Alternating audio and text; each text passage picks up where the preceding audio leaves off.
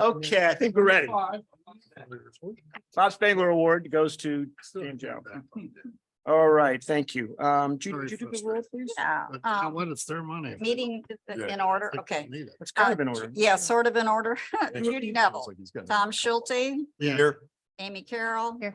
Todd Lavieri, Here. Michael Chin's out, Chris Labrie, Here. Victor Alvarez, Here. Maria is out, Bob Hamel, Here.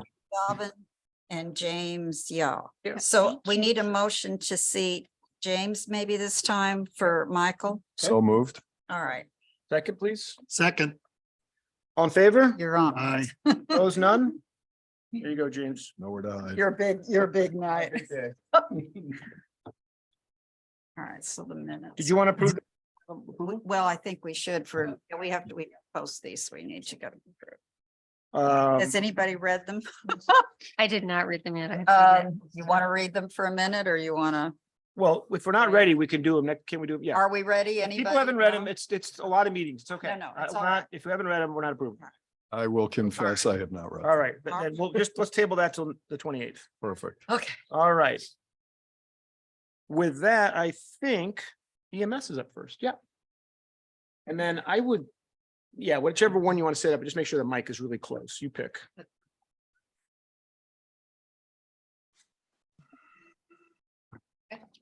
This mic is working. No. Um, On either side. Oh, not the middle. Sorry. All right, good. Just, All right. yeah, do pull it up to you because it's very, if you're not right on it, nobody hears you. Okay, all right. So New Canaan EMS, I am Nancy Upton, president, and I've got with me our treasurer, Alec Montgomery. We don't have a presentation. It's just the materials you have in front of you. Okay. For the operating budget, we have 3 line items that I'd like to discuss. All the others are provided to us. They are not anything we have control of cost-wise. The first one is the OS Paramedic Service, which is our paramedic contract currently out of Norwalk Hospital. We are finishing up this year a 5-year fixed fee contract.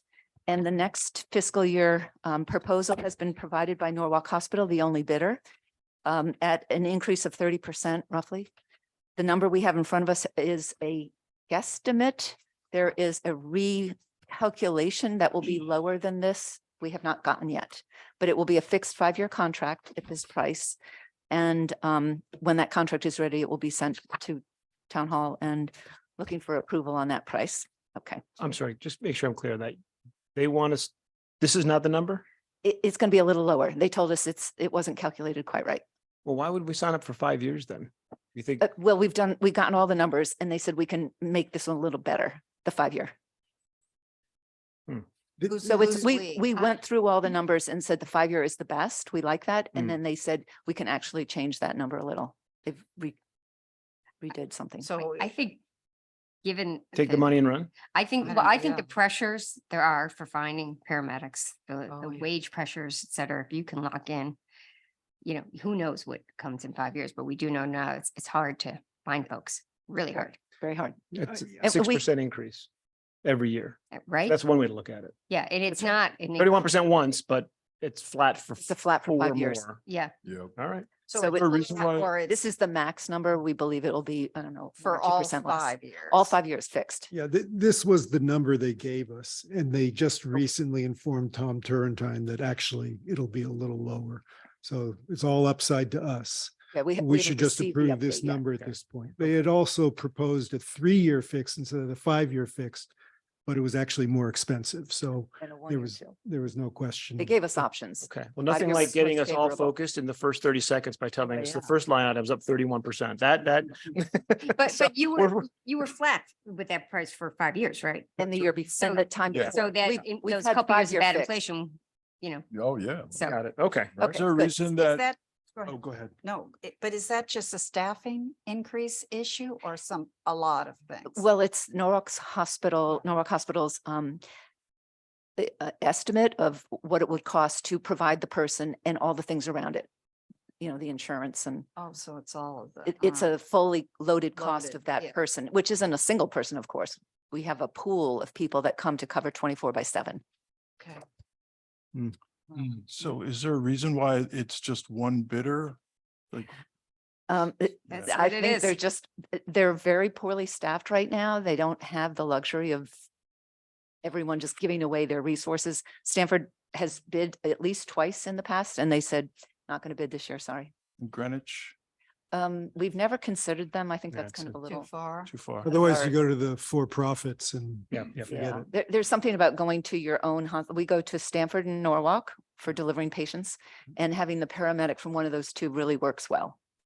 And why So- doesn't Stanford ever bid? They have in the past, but didn't But this the- year. Is that interesting? Again, Yeah. I think resources are very hard to come by. Okay. They just don't want to be in the It's market of staffing. giving their. It is staffing and paramedics have not been paid particularly well, so it's hard to attract people into that field.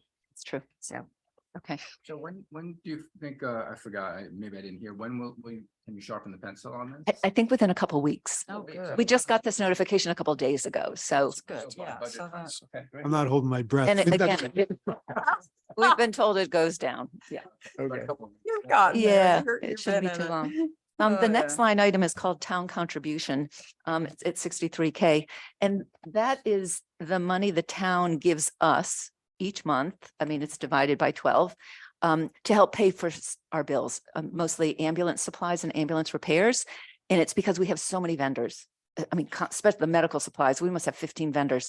And for you to have to pay all those bills directly just doesn't make sense. So you give us a check each month and that's what we spend. And then the very last item that I want to talk about is the information services. This is a fee that is divided into two parts. One is a Connecticut required charge by an organization called Connecticut Medical Southwest Regional Communication Center. They oversee all ambulance activity for the region. And it is a per capita charge. Everyone in region one pays this fixed fee per capita. Okay, so that's half of it. And the other half is our contract for EMS dispatching by the same organization, which makes our life very easy. They are the dispatcher for us, as well as they oversee all our activity, one communication altogether. So half of that is a contracted fee to get the dispatch service, which means police get the 911 call and transfer it to this organization called CMed. And then they actually talk with the caller and dispatch us and communicate through the entire transport to the hospital. Are you saying, back to the town contribution, I think that's flat. We wanted to keep it Do you flat have because, everything you need? That's really the question. well, Yeah. we do have donations, so we Yeah. cover it from our other side. But with the contract going up on the medic side and then the CMed contract going up 3%, we said that, just Keep it flat. keep Okay. it flat. Okay. We Well, can thanks get for- by. thanks So for those are the three items from our operating budget. Okay, now when we get to the capital plan, there's a little bit of a story here. We usually ask for a new ambulance every 9 years. So every 3 years, we have 3 ambulances. We're looking for a replacement for one of those. So every 3 years. When we started the capital plan that would put an entry into the fiscal year 23-24, we put in 210 because that had historically what we were able to fully fit an ambulance for.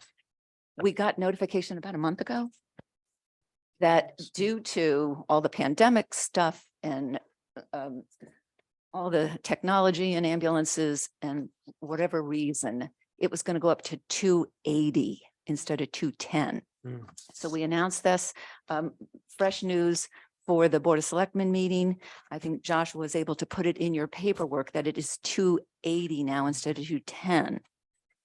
But along with the increased cost, we were told that lead times now, instead of being 6 months, are 1 to 2 years. So, and we know that we have to get the approval on the 280 because it was approved through the 5-year plan at 210. So in the spring, when it's hopefully approved, we can then put an order in, a Mhm. PO.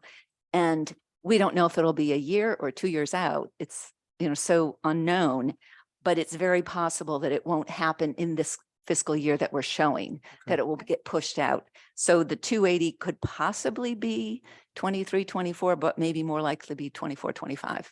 but you need the approval so you can order. We need the approval to get through all the, right, so That I think makes he's sense. mentioned, Okay. obviously the boards and then the bonding or whatever else has to happen. And do you pay the entirety of the purchase price upon delivery, or do you have to pay something to get in the queue? We do not need to make a deposit, Okay. but we do have partial payments of things. So the rig itself coming from the factory is one thing, but then you have to fit it inside and configure it, and you have to wrap it with all your Yeah. logo stuff, and then you have to get the lights and sirens, and you have to configure radios. So there are various vendors involved in that, and the payment's not all at once. So could you order it now? Did that help? Well, Well- well, that's what we wanted to do Right. originally, but it turns out that to order it, it's the town signing a purchase order, and you won't sign the purchase order unless it's been approved for the amount. Those are good rules. Yeah, I think we should wait the Those are 3 good or 4 rules. months it's Yeah. going to take. Okay. Okay. So Well, that's the our, other question, It's I'm not still sure in there's the any, budget then. it's in the budget. I'm not sure That's there's anything what to do about it, needs but to be in the it'll budget, be yeah. 6 months to 12 months later than you would have wanted it. Is that I'm hearing? it possibly? might- it's so hard to guess. So if we got the approval and put in the order in, say, May. Yep. We might still get it in that fiscal year. We tend to get it in the fiscal spring year, of the yeah. fiscal year.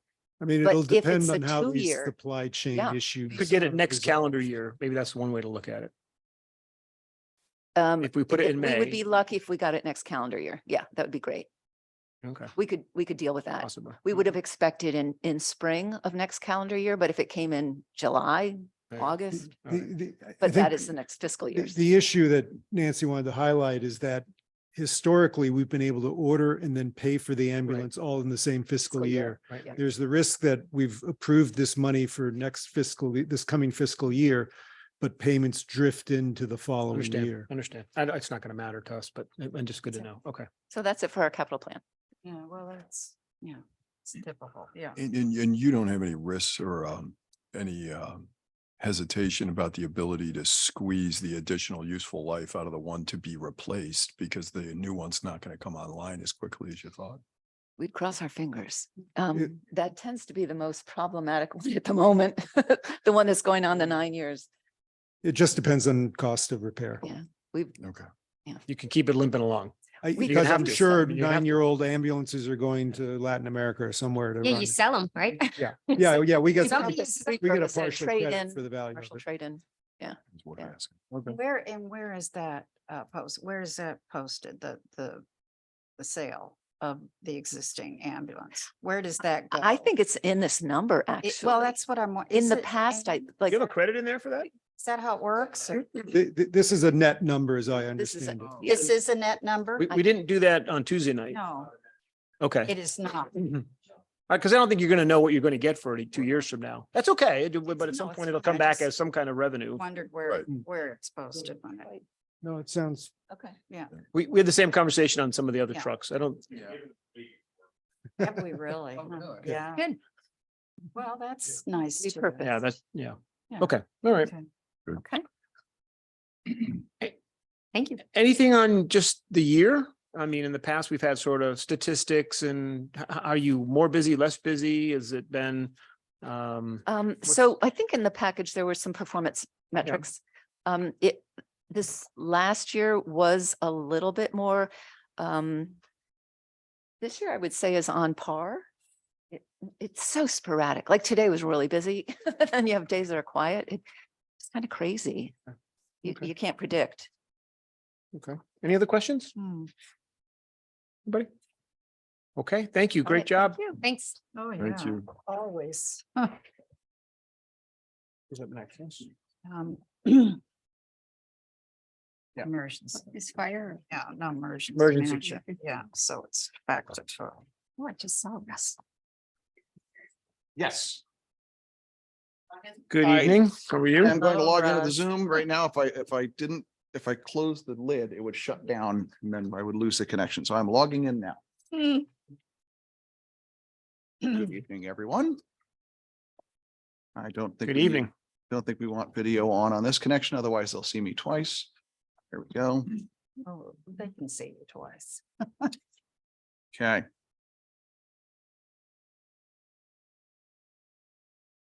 Full screen with that and share screen. Okay. Tucker, is it showing up on Zoom? And it's up on the man monitors. Wonderful. Good evening, everyone. Thank you. Russ Kimes, Director of Emergency Management, with our FY24 budget request. So emergency management's mission, obviously, the biggest thing is that emergency management is now a full-time position. And I'm really honored and happy to be here and working Christmas Eves and Christmases with unfortunate power outages, but trying to do the best that we can for our residents. So obviously our overall mission has not changed, protecting lives and property, coordinating emergency response and recovery, planning, coordination, and, you know, the various unfortunate incidents that seem to be only more often, not only from weather within our own town, but on a national level, unfortunately, exceedingly often. It seems multiple times a week at this point, the cadence. So in that, emergency management has been leading many efforts across our town, including a disaster tabletop exercise that took place in fall, which we had phenomenal participation from our department heads, where we simulated a category 3, or was it category 4? I think it was category 4 hurricane in town, and the long tail effects of what ended up being a substantial, almost month-long power outage. And a lot of lessons were learned, which the department's heads have included into their own operational plans and as well as their budget requests. We participate regionally in emergency coordination participation. This is Sherwood Island, where we participated in region-wide planning, as well as disaster preparedness. I started going through with Phil Shively and some volunteers, the basement of Saks, where we keep our disaster supplies, where some of it, as you can see, is actually from 1963. And part of this budget request is to refresh some of that, as well as a number of things that Jim Cole purchased in his tenure as our emergency management director. So I'll go right into our operating request. Our operating request is up because it is now a full-time position, whereas before it was a part-time stipend role. We do retain part-time, which is our deputy EMD, which is Phil Shively. We have a line in there called salaries OT training, and you may wonder why with a stipend role in a salaried position, you'd have OT. That is so that emergency management can conduct training exercises across police, fire, EMS, public works, and other groups that have overtime expenses to bring in captains and lieutenants to ensure that they are at the table and participating not only in our exercises, but regional exercises. So taking that burden or pressure off of those department heads to say, if it is a cross agency operation, that is something that our department would take the overtime expense for. Social Security and 401k are provided by. Do you get a credit on the other side? From the government or? From the receiving departments? No, my intention is that this would be our expense and that we're not seeking anything back from the police or EMS's line, police or fire's line. So we're double paying. No, We're we double would work. budgeting. We would work that it would get credited to their account is my understanding of the way it would work. We would take out of my line, go to their line so as to not screw up payroll. But in essence, we would not be double paying. It just wouldn't hit their budget line. It would hit But we're mine. double, but are they budgeting for the same overtime? No, they're not budgeting for these additional training exercises. And one of the things we've had some difficulty, I don't want to say difficulty with, but with large scale MCI drills, you need senior leaders there and that can add up. And when people are challenged, rightly so, by Board of Finance and other groups, why is your overtime and have to go through such detail? We want to free that up to say, this is important. We have to do this as a cross department. Okay. Service contracts. All right, I'll make sure I go to this side so you can hear me on the microphone. Service contracts includes our Everbridge call out system. So when you hear me calling you at all odd hours of the night, that's our emergency mass notification system, which is about $9,000. We also have GIS licenses so that we can create maps to warn people of evacuation areas, things like that. We have a license for our ID cards. We also have in that line $8,000 for a thing called UASI, which is the Urban Area Safety Initiative radio system. It's a regional radio system that we use and can use for command and control between Region 1 or Fairfield County units. We share that with every other Region 1 town. The next line But is just on service contract. That's all net new.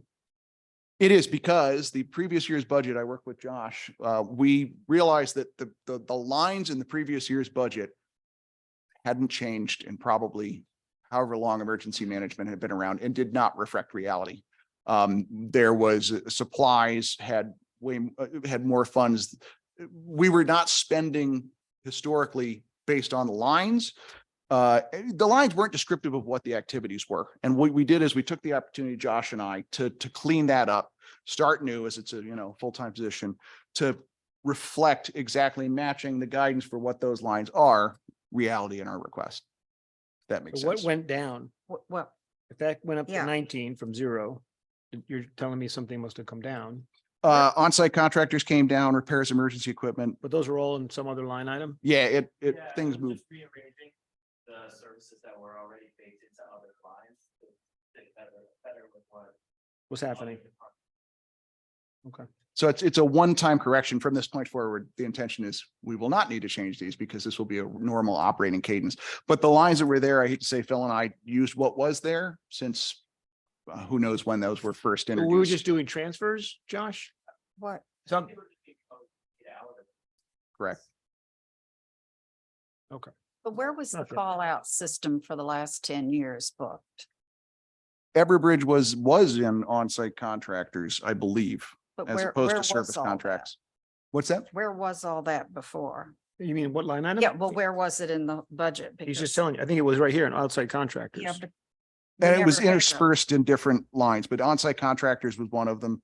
that's So coming it down was by a complete 50%. reshuffling Yeah, well, of the that- lines. It's coming down by 50%. Yeah. So that Right. makes sense. That's the switch. Got it. Okay. So that's everything. To give you a granular example, on-site contractors had in 1 year almost $40,000 in it. It was because we thought we were paying the Motorola service we were paying Norcom a fee to maintain our radio systems, which ended up becoming the Motorola service contract. So everything needed to be reset. I would just add, without, if you don't take salaries. Right. into account, we're at about 40,000 last year, FY 23 this year. And the FY 24 is 45 is their ask. Yeah. Well, that's That's not so helpful. bad. That's Yeah, helpful. that's better. Thank Yeah, you. Thank you. Good way to put it. Yeah, it's only Yeah, I five. mean, you're right. Yeah, it's not, yeah, you look at it that way, it's more, yeah. No, well, another way, you've got the revised of 202 versus 214. That's with everything. Right. That it's another way to look at it, because it's really not really any increase. Yeah, it's just under 6%. Okay. So that's on-site contractors. Where am I? So on-site contractors includes things like an electrician retainer. We're working with Tiger and them, as well as we're probably going to end up being charged with backhaul lines for our data system for some of our for our radio system, public safety radio system. And then voice and data is cell phones as well as internet, but we get charged along with the rest of the town departments. We get that number largely from Mr. Kaiser. And the only other one that's of note is equipment emergency is to purchase public information. So we want to do a townwide disaster preparedness day. We're going to actually use first responder day more than likely, because part of emergency management's mission is also recruitment and retention of volunteers. So we want to make it a day across town where not only is it bolstering recruitment and retention, launching a website for Ready New Canaan, but also using it to recruit and retain volunteers. Uniforms and equipment is solely for CERT. We, as of starting last year, are providing a small amount of money, but 4,000 for jackets, safety equipment, PPE, personal protective equipment for the CERT team. For those who are not familiar, the Community Emergency Response Team is an all volunteer organization that does a tremendous amount of service to us, not only in the Emergency Operations Center, but also around town in disasters and emergencies. Quick question, with the Yes. voice and data, do a lot more people have cell phones? Because that doubled. No, so it's $1,000 for the cell phones, 500 for the WAN, and $1,400 because we pay for data for the country club site for our first responder radio. We, as I've mentioned the past couple of years, have been bringing in the expenses from police was paying for some, fire was paying for some, for the backhaul lines, the internet cable modems at various sites where most of our radio sites are able to use the internet. St. Luke's is using St. Luke's internet backbone. West School is using the town one at that site, but there are sites such as Owen Ridge and also the Country Club where we are now, emergency management is paying the bills for those. So the power and data is 1,400 for the Country Club site. So that's why it's up. I just read an article today about the Syria earthquake, and they said that volunteers, it's really important to get volunteers to pick through the rubble. That's the people who are buried have the best chance of living if there are a lot of volunteers doing the work. So how are you, what's your plan on getting town volunteers in the event of a catastrophe? So in an event like that, our first go-to would be the USAR teams, which are highly trained professionals, and the state of Connecticut has how many? 2, 3, chief? One you saw. One, okay. Connecticut has one, but it's something you can call on nationally. And they respond, actually, the USAR teams responded for example, the Nepalese earthquake. But they also, I am assuming, I did see they actually did send teams from California out there. So that's your first step. The second step is our immediate mobilization is CERT and our volunteer fire, our our paid firefighters, and EMS and police. But at the end of the day, our biggest group of volunteers are EMS, fire, and the CERT teams.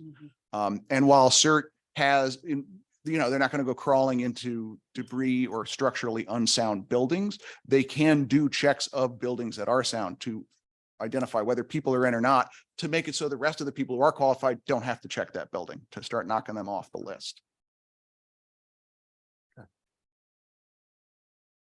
All right. Moving on to capital, I'll actually do this by individual projects. I don't know if you've seen this. I met with the first one is a replacement incident command unit. I know that Board of Selectmen approved the ARPA portion of this. So for those who are not aware, the town has an incident command trailer acquired in 2007 with funds. It's our on-site command post for town officials and first responder commanders to coordinate emergency. It was used during COVID as an on-site command center for our health department while they were issuing out masks and PPE. And then we had it out and then for the test kit distribution, but that fell apart, unfortunately, at the state level. It serves as the town's alternate emergency operations center in event the police department headquarters is inaccessible. I think after 9/11 with the white powder scares, we were unable to enter the buildings. It will be used at fires, hazardous materials incidents, MCIs, crime scenes. If you think of the crime scenes we've had in town, the initial response by police, the only way they have to do the investigation is on the hoods of their cars or on the dashboard of their cars. Annual live burn training, it's backup EOC. We said POD, point of distribution for medical supplies. And then in particular, major events, caffeine and carburetors, the 4th of July, the FCX at Waveney with over 1,000 people there, caroling on the green and holiday stroll. It's very important to have a central location for town government to have representation there, but us in particular, your first responders, heaven forbid something bad happens, that they know where that command post is and can coordinate the response, in particular the mutual aid resources coming in. There was agreement on the committee, since I think we brought this to you 2 years ago and we were looking for a trailer, that a trailer is not the best option because very few people know how to tow a 35-foot trailer at the end of the day. And those who do are not available 24 hours a day and 7 days a week. And that's probably why we think it didn't get used as much as we wanted it to, because you kind of had to rely on someone from the highway department who were awesome, but to get it, and that could have time if it was on a weekend for them to get called in and get it. So the current unit's leaking and not repairable, exposing radios and sensitive telephones and electronic equipment, including the switches and network gear, bodies rotting and rusting. It's a potential injury hazard. The door itself is rotting, as you can see. Roof is leaking. This is where the radios are. We are requesting 250,000 out of the total of 380 for this unit, which has, as I said, passed through Board of Selectmen, and we'll be coming back to you for the ARPA portion of this. For ARPA funds to pay for 250 of it, because in particular, the Department of Treasury, ARPA state and local recovery funds rule, the mandate that says what ARPA is eligible for specifically calls out emergency operations centers as eligible uses, saying that improvements to or construction of emergency operations center and acquisition of emergency response equipment is verbatim one of those ARPA eligible expenses. Our last one was purchased with grant funds, and by using ARPA funds, we leave taxpayer dollars for projects that are not eligible under ARPA. Did this get approved by the ARPA? Yes. Okay, team? Yes. 250? So Yes, so the net on this is, net of 130. 250. 130. for us. For us to Okay, approve. we, Yeah. our subcommittee said, Correct. yes, this should go. Yeah, we approve that this is something that should go forward. We Okay. did, yeah. Okay, because the book See, has it, our at- subcommittee did approve to move forward. the book still has it at 380. Correct. So if, Yeah. So it should be net. Should be 130. Yeah. If they get the ARPA funds, if they don't. When's that coming to us? It should be next. Yeah, on the so next we just have week, to yeah. prove it and the town council has to approve. it. Okay. So, All right. But are the funds Available. here? Do we have them? Yes, Okay. there's still So it's ARPA an funds available. allocation issue. Yeah, it's just of the ARPA, this is something that But- people okay, think it's a good idea to spend. When you gave us that heads up last year, we talked about $150,000 unit. Now you're saying Hundred and that- 70-ish, it yeah. I have your presentation from last year, it was 150. Hmm. But you're saying that that was a towable trailer. Hmm. And in between that time and now, you've decided not to do that. Correct. And looked into towable trailers and looking at LDV and a number of the other manufacturers, and those towable trailers are now in the 225 to 250 range. Amazing. Oh, Lord. I hate to say with inflation and everything else that's We need going an on. investigation. If I hear China COVID supply chain Yeah. one more time, I'm gonna. No, tear I get down it. And it's bunch of- aluminum. Bunch of, But yeah. the- So it- Well, it wouldn't have gone up that, it wouldn't have gone from 150 to, how much you say, 250? 200 for a base trailer. Because Yeah. it'd be in line with what. What was the this? EMS just told us, Yeah. which was 33% for their. Yeah, what was this a year ago? 150. 150 was the trailer. Oh, Was what I was this- no, expressing. this. Oh, this, No, what was we this? We were don't even even know. looking into this, Yeah, okay. that, no. This self-propelled. It makes a lot of sense to have a self-contained Oh, driving Yeah. vehicle. What are the other improvements in this that we didn't have before? Well- Besides the mobility, obviously, and The biggest thing is the fact that it's mobile and that Yeah, it's easy to get back, get out and anybody can use it, which means that instead of having to, call a different truck and an operator, even any department in town can use this. Anybody who needs a mobile office, if Jen is out doing inspections or Tiger's team needs a mobile office or whatever, big now you have an improvement. office on wheels that can be And- used by and anybody. What's this built on? What's the chassis and A the operating system? of the- Ford pickup truck, Ford F-550, pickup generally truck, okay. speaking. Although we haven't nailed, this is an example of a unit that we think is a good fit, which is actually a Nassau, which I think is based on the discussion with our committee, what would be the right fit. So Okay, so it's a straightforward machine. It's repairable, it's serviceable, it's not. yes, and talking with Neil at the highway, he has made it very clear that it needed to be a pickup truck body to make it so that it was repairable and have longevity, and so that it would be built correctly so it would last and be serviceable. Where would it be stored? Police department is our intention, although we are exploring other options, whether it be the police training facility. We know when that moves forward. It goes in tandem with the fact that emergency management in general needs somewhere to start storing, and the police training facility, I think, would be the ideal location. All of our cots, our supplies. When you look at what just happened in Ohio with the train derailment, now they're distributing potable water to an entire town's worth of people. Well, that's coming in and being stored somewhere. We don't have, emergency management doesn't have a place to put that. In fact, all of our cots are buried in sacks and are not accessible by a truck anymore since the renovation there. So It's a really nice long-term. barn in Irwin.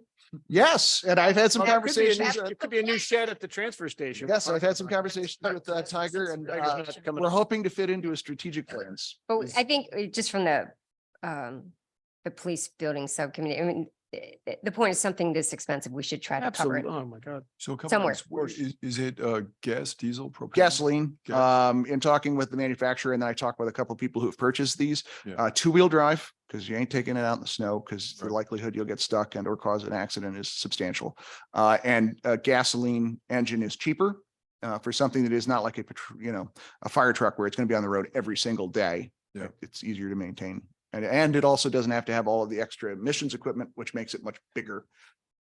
And how well would you, I know this is a little unfair, but how well would you say, or could you predict that it's somewhat resistant to obsolescence? In other words, we're going to fit this out with all sorts of equipment. Do you see yourself coming back in 4 years and saying, all this stuff now needs to be replaced or revised, or, the modems aren't fast enough or whatever? I mean, it's a big investment. I'm just wondering if you have a sense of that. There's actually not, I mean, there is a fair amount of tech, but Yeah. it is a bring your own device Okay. design. So bring your own laptop, because anytime you plug something in and start using a computer you haven't used in forever, Yeah. it's got to download 5,000 updates. So Right. the intention is bring your own device. It'll have a wireless modem. It'll have a switch and firewall on it. Those don't change seismically, and they're also not huge ticket items. The screens don't change that much over time. The camera mast itself, that again, you get an Axis camera mast, they don't change drastically over time. So the reality It's all is, kind of modular, like if you need to. Yeah, and you so can- just take it out and put Yep. the replacement. Okay. yep. And then we would put the Motorola tri-band radios in here. So we would be future-proofed, whether we were to move to the state backbone radio system or stay. Could it be electric? This thing is not, you're just exploring it, but Yeah. this is not something that goes huge distances. It's Right. kind of a right around here, and then you almost have your back end power source right. there. And the electric pickup truck, so to speak, I am not aware of anyone who makes anything like that yet. Well, There that's right. is an electric fire truck. I saw at Daytona for the first time, gosh. which I know they have in Los Angeles and San Francisco. But I So mean, they're if- starting to But you get know, bigger in his, vehicles. to do his this. scenario of a month-long power It's gonna outage. sit for, sitting there idling. looking rough. for- Oh, you're gonna be happy the a lot of gasoline is solar in the truck. I agree with that. What's the timeline? Again, 2 years almost. So One you to put 2 in the years order before in you the order spring it. and you get it in 20, we get it in 25. And is Yeah, the back thereabouts. permanently affixed to the cab? Yes. To the chassis and It, stuff? it has a small walk-through area, kind of like an ambulance does between the pickup truck and the box. Okay, so it's not like take it off, put something else on it. Mm. You don't have that flexibility. It's not designed to be modular, but you could go to vehicle upfitters and do all sorts of things down the road, provided the frame is still in good shape. Aside from absurd price gouging based on federal subsidization. Yes, that was a political comment. It was. What costs $380,000 in this thing? That's what It's it a lot, is. the aluminum, the custom design, the body itself, the welding, the truck, I mean, a pickup truck now, an F-550 is, I kind of, I'm guesstimating, but probably you buy a regular F-350, it's $100,000 now. The three of them. But then you've got radios, you've got wiring, you've got the camera system with a mast on it, you've got the TVs. That's a fair question. That would be good to see the breakdown on that, right? Yeah, But which this I'm is- happy to provide. I did get a There's nothing you can spec do from- about it. Yeah. We're getting gouged because it's being subsidized, right? Why wouldn't you? I charge 400. If every town's only paying 50 cents on the dollar. That's, Well, is that's that- what's is going that- on. Well, that's 30 cents. 30 cents on the dollar. That's what's going on. Yeah, Let's be that serious. is what's happening. But it is what it is. So yeah, I mean, we get it. We need it. And it was surprising looking at the spread of them. So if you look at a trailer, they started at like 2, depending on the manufacturers. Then you look at the little Sprinter vans, they were 260, 280 for the Sprinter vans loaded, which is, they're very small vans. And then this is, 350, 360, because I put some contingency in there. And then you look at the big FedEx trucks and they're 410. So the spread is not for what you get. So this thing looks a little, in terms of size, looks substantially smaller than the trailer, no? Or Interior Is it not space big? is the same number of seats. same number of seats? Right. The trailer had bigger room because it was a toy hauler, as they call it. And the police initially were keeping their ATV in the back.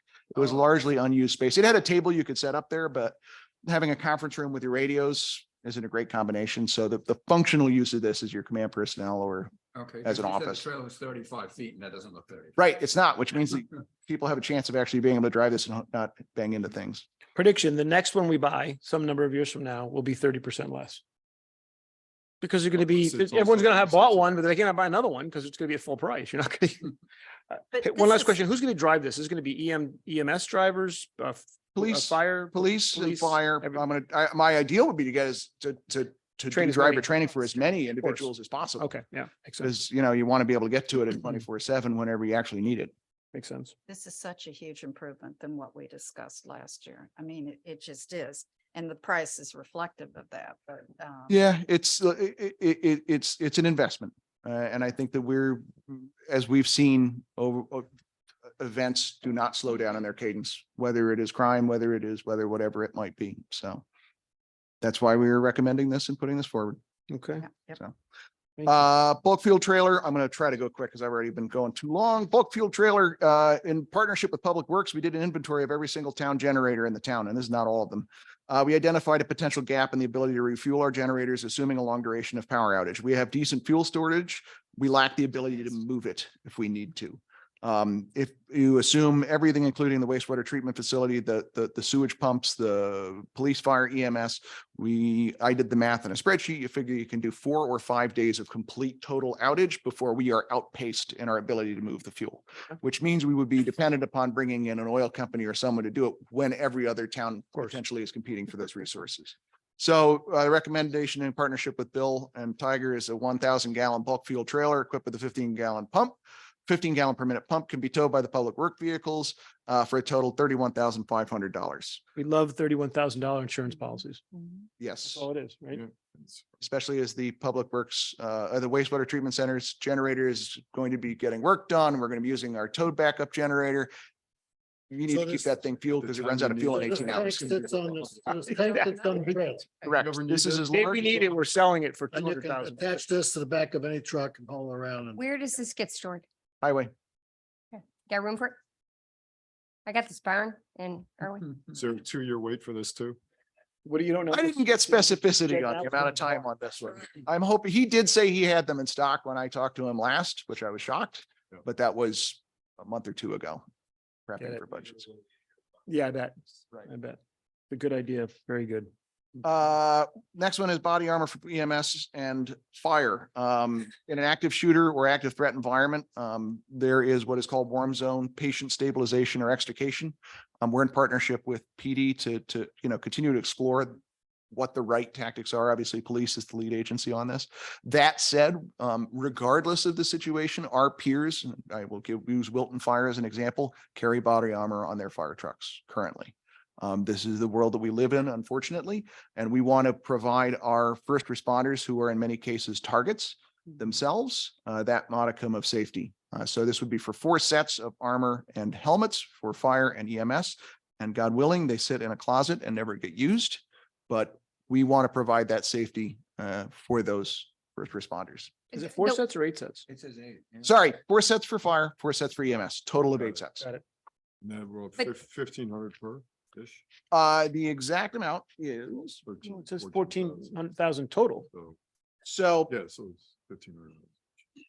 it is the plate, 8 sets of plate. Chest armor is 10,272 and the helmets are 3,559 plus a contingency. Good idea. So these won't be in a closet. They will be on the fire truck. I am going to defer to the chiefs. I would think that it would make sense to have them on the vehicles, but that's up to the chief because that's an operational decision with their SOP. Are these available? What's that? These available generally? Yeah, my understanding from the armor, just who actually I've been in discussions with several, but from the police departments, it's something that they can source. Why is this in your budget versus in police and in Yeah. fire separately? Because we've been discussing with Phil and myself, trying to fill gaps for items that may end up lower in the priority stack in a time when, obviously in particular in this budget year, but in any budget year, where there are certain things that departments are required to do, whether it's contractually or by standards, where there are certain things that they may not have put at the top of their list. And that's where we feel as emergency management, we can advocate for those things that make sense, especially in the environment that we're in, that we see nationally. I would just put them in their other budgets, but I mean, I hear what you're saying, but It's all the same dime, but it's just where you, well, it's, yeah, I know, but Whose you expense it could, is. you could, yeah, you could. We have it in our budget. That's not, it's at the EMS. I'm sorry, it's what? That's It's not police. That's not police. This is Yeah. fire Oh, department, I get EMS. that, I get that. and a one-time purchase and they last, according to the manufacturers, they're good for 10 years. And if you talk to anybody who sells this, they say that it'll last far longer than that. Okay. Next is stop the bleed kits. Sorry, unless there was Safety in anything the else on that budget. one. There's always room for safety in the budget. That's a no-brainer. That's enough. Thank you. Stop the bleed kits. Uncontrolled bleeding is the number 1 cause of death from trauma. I think we've progressed from how to stop people from choking to learning how to do CPR to now it is learn how to stop the bleed. This would be plastic cases containing a tourniquet, a card to allow people to, if they need to brush up on their skills, unfortunately, if something is unfolding before them, or even if they don't necessarily have training to be able to know what to do. And $150 per kit, 28 kits for schools and every town building. Basically, anywhere you have an AED, you put one of these right next to it. I brought this before the the Public Schools Crisis Advisory Board, who unanimously voted in support of this project. They think it's a great idea. And it doesn't just have to be acts of violence. It could be someone putting a hand through a window. Police just applied a tourniquet not that long ago in a car accident on Route 106, and that tourniquet saved that individual's life. Do all the officers have this in their, every car has, yeah, okay. Yep. Is 28 enough? Yes, based on my count of AEDs across the town and schools, it should be sufficient. But are they trained in the schools to use it, or you have to wait for the police to? That we have started our discussions, and I don't know if it started with public schools yet, Today we train parks. Parks and Rec. Nurses are trained. And we've had discussions with the country school, St. Luke's, as well as the public schools to offer. Police has offered, EMS has offered. So that's something we're pushing forward. That's one of our items. It just is maybe a silly question, but looking at this kit, people have used, do you ever go somewhere and they go, here's your emergency kit, for a car, and you buy it and it's junk?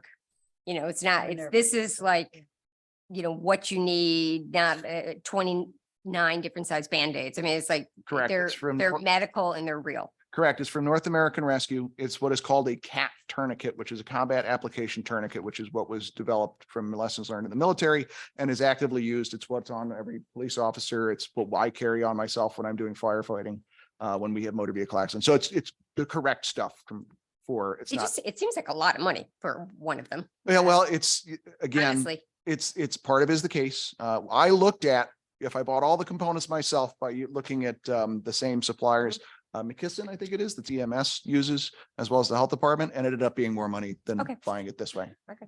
Because I tried to say, oh, can we build this ourselves? And it ended up being not as economically. okay. And the last one is Motorola tri-band radios. Over time, we're looking to increase interoperability between police, fire, EMS, public works, CERT, and our mutual aid partners, our regional partners. And additionally, as you're aware, we're in the third year of our Motorola service contract. We, in a couple of years to perhaps the next 10 years, and Phil and I are in active discussions with the state, and I just joined what's called ESF2, which is the communications work group for the state, radio communications, to potentially discuss, should our public safety radio system join the state radio system, the state backbone? Are there cost saving efficiencies? If we do that, we know for sure there's more interoperability for us. If we go to that system, we know that Stanford has moved to it. Norwalk is in the process of moving to it. Wilton is moving to this backbone. So our peers are beginning to do it. So in order for us to do that down the road, we're going to have to buy all new radios because they're on a different band than we are. They're on the 800 megahertz. We're down on 155. So we're recommending the purchase of the tri-band radios because it future proofs us if we make that move. So if we buy them 3 at a time over time and equip the police cars with them, it means we don't have to buy them all at bulk at once. Plus, it allows us right off the bat to have those radios that are going to the police be reprogrammed to not only talk to mutual aid partners, but also our own schools. Our schools operate on a different band than police, fire, EMS, and public works. Our radios can't talk on their radios to their radios. And why is that? I cannot speak to why they're on 400 and we're on 155. Did they upgrade theirs all at once a few years ago and we didn't, or what? I happened? don't know. I know we recently upgraded our system, which was a big project. 4 years ago, we have a very Yes, good it system was, right yeah. now. But I cannot speak to because I was not in this position, why we didn't do that with schools. So the ability of the equipment to be tri-band gives it the ability to speak on this band for this stuff, but also on the other. Correct. But the schools, you're saying that their equipment, so far as we know, is a single band. Correct. But because we can talk and listen on 400, Not, there's no issue to them. It's transparent. Right, so you can do it as long as you turn your equipment to Correct. 400. Yep. Or what I'm getting, and so then maybe that's just a mental note for us. The next time the school needs something, they ought to be looking at multi-band as well. Well, or everybody get on the same Right. infrastructure, which But is, what the what you're ideal. saying is in the meantime, in this transition period, if you have multi-band, you're kind of future-proofing yourself in that Right. transition. I mean, at an NC, if you had all the money in the world, you could just put everybody on one band and be done with it. But that's never something that you can do. It's not fiscally reasonable. And then the only other item that's on there is the Motorola contract, which is the third of 5 years. Question on these radios, do you think we can get some funds through ARPA?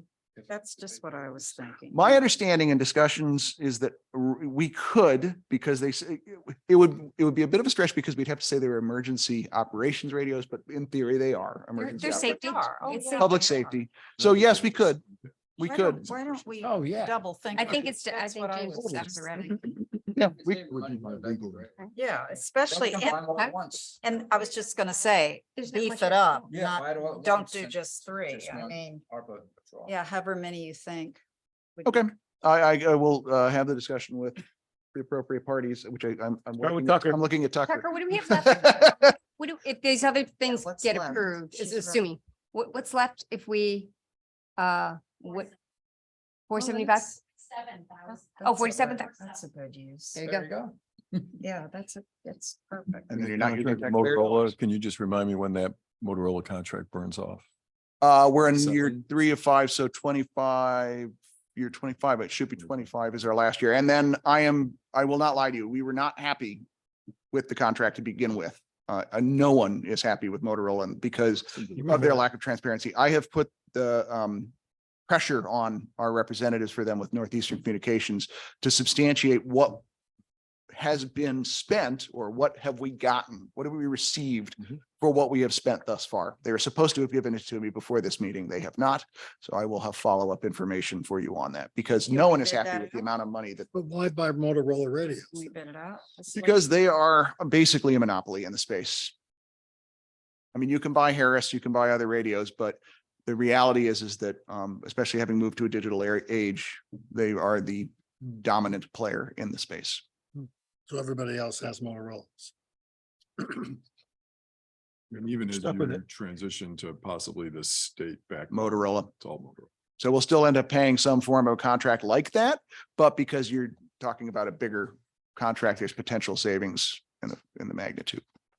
So I've been told. I have, like I said, I just volunteered myself for the working group so I can learn the details of that and whether that is in fact true or not to bring that here in the future. We should have a list, what have we gotten? Where are we going? What's this include? What's You the are- upgrade? What's the cost? You are absolutely correct. And I requested that about 3 weeks ago and I was told I would have it before this meeting to go exactly into what Okay. software did I get? What switch did I get? How much did it cost? Well, you can come back. I certainly will. And believe me, I am on them about this. Sure you are, yeah.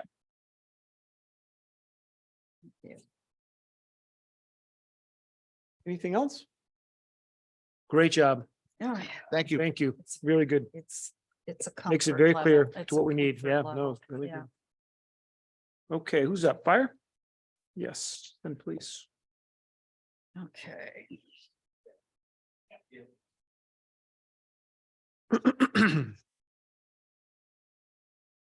Sure, wherever you want. I know. I We're troopers. Well, good. turned it off. They're the troopers. Any questions?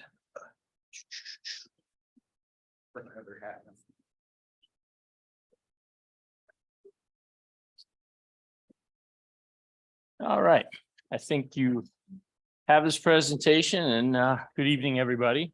Chief Bassett, Dalby, Fire Marshal Paul Payne and Assistant Chief Kimes with me tonight. Go over our Department of Fire Service FY 24 budget. Hopefully you'll see some highlights from the annual report I sent out probably about a month ago on what the fire department did, but we got a few statistics in here. Looking at last year's budget goals and objectives. We maintained current level of service. We definitely increased our efficiency. We purchased a new alerting system in last year's capital. Might have been the year before, might have been 2021's capital, 2021's capital. And we finally got the alerting system in. It's probably cut our response time, turnout time from the firehouse for about 20 seconds because they're cutting off an actual dispatcher talking. It's radio dispatch now. So they're coming over and it's getting pushed out a little faster. So we're cut down some response time. We increased volunteer membership. We currently have 7 volunteers in a firefighter 1 class, and we took on 8 volunteers in 2022. So that's increased, getting our volunteer membership backed up to the previous days of, right now we're at 24. Looking in, hopefully, maybe we'll hit 30 this year. We got a few more applications coming in. And we're in the process of implementing a new records management system. So that's ongoing. We've signed the contract right after July. It's a slow process, but we're definitely moving forward and changing over from a vendor that has sunsetted and no longer providing a service supposedly after June 30th. They have pushed 6 months. So we're still capitalizing on them until we completely switch over. So some statistics we did, we had 1,177 incident responses. These are actually 911 fire alarm calls, fires all put into the total number at the end. This is constant over the last, 10 years that I went back in the annual report. So we're pretty close to just over 1,000 calls a year for the department. And there's our breakdown of almost 50% of them are actually fire alarm activations in houses or commercial fire alarms. That's a bulk of our business that we're doing. Fires and explosion type calls that can include house fires, brush fires, or car fires. That's 4%. It was about 50 calls that we did that we actually had fire damage in that case. We did made it all the way to the day before December 23rd, and we had a kitchen fire on East Avenue that put us over 100,000 in fire loss for 22. So that was a little disappointing. But it still was a very low year. It was our second lowest year in 10 for fire loss. And one thing that I did highlight in the annual report, and I mentioned it to the boards last year, is property saved. When you don't do a lot of fire calls, which is good, it's a very difficult statistic to do. But I went through the 1,177 incidents, and which ones really was it? Just the steam from a shower that set off an alarm, or is it really something that a homeowner did, or something that was going on in their structure that caused the fire alarm to go off? Whether it was an outlet that burned up, a kitchen, a pot of food that was unattended and actually had fire. They saw fire, and there was a little bit of damage. So we saved, I think my number was, I can't remember, $15 million worth of property on those 50 calls to 48 calls that we went to that I determined as significant. So some of the structures that we did go to, and we did something, we disconnected an outlet. We ventilated after, there was a fireplace that extended, outside because they forgot to open their flue. Or we took care of the pot of food on the kitchen and brought it out on the stove and brought it outside. The total property value that we responded to in those 48 incidents was about $15 million. So, but when you're not burning stuff, that's a good thing. But it's tough to do what I wanted to do coming out of a little busier. Good rule. Yeah, that's coming out of a little busier department where I'm seeing a room gutted, and compared to the rest of the house, it's not the same that way. So that's a good thing. And then you can see the breakdown of the other calls that we do. Again, I just want to point out, these are someone physically called the emergency number, and we responded out to the scene. This also does include smoke detectors. If someone calls for a smoke detector, battery change, or change of a smoke detector, our national incident reporting system wants that counted as an incident. So that's in there. We had 86 simultaneous calls. It bounces up and down. This is not our busiest year, but that's when we're out with our 6 members on the career staff at any given time, and a second call comes in. So that's really killing our response time for that second call. Last night, one of the I forgot his John from Planning and Zoning was talking about how long, he was asking why it took so long for fire department to come to a brush fire near his house on Ponus Ridge. It's because we were on another brush fire on Dan's Highway. So once we commit and we're waiting for the volunteers to come in, it pretty much doubles our response time at that point.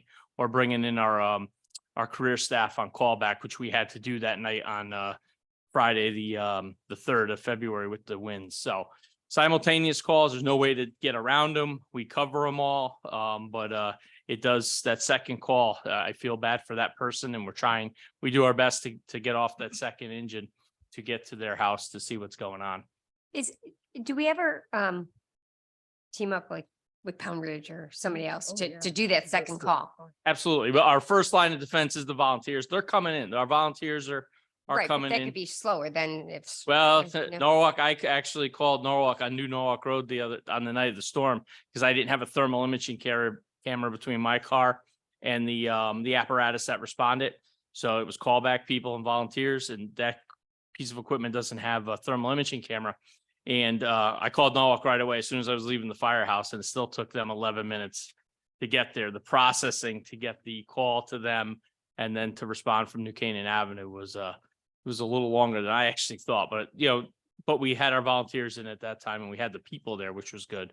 We just needed the piece of equipment. But we do use mutual aid quite often for those reasons. you just break down of the days that, it's mostly, most of our calls are during the week. And again, our career staff handles, all those calls, the volunteers, we're not getting our volunteer responses Monday through Friday as often anymore.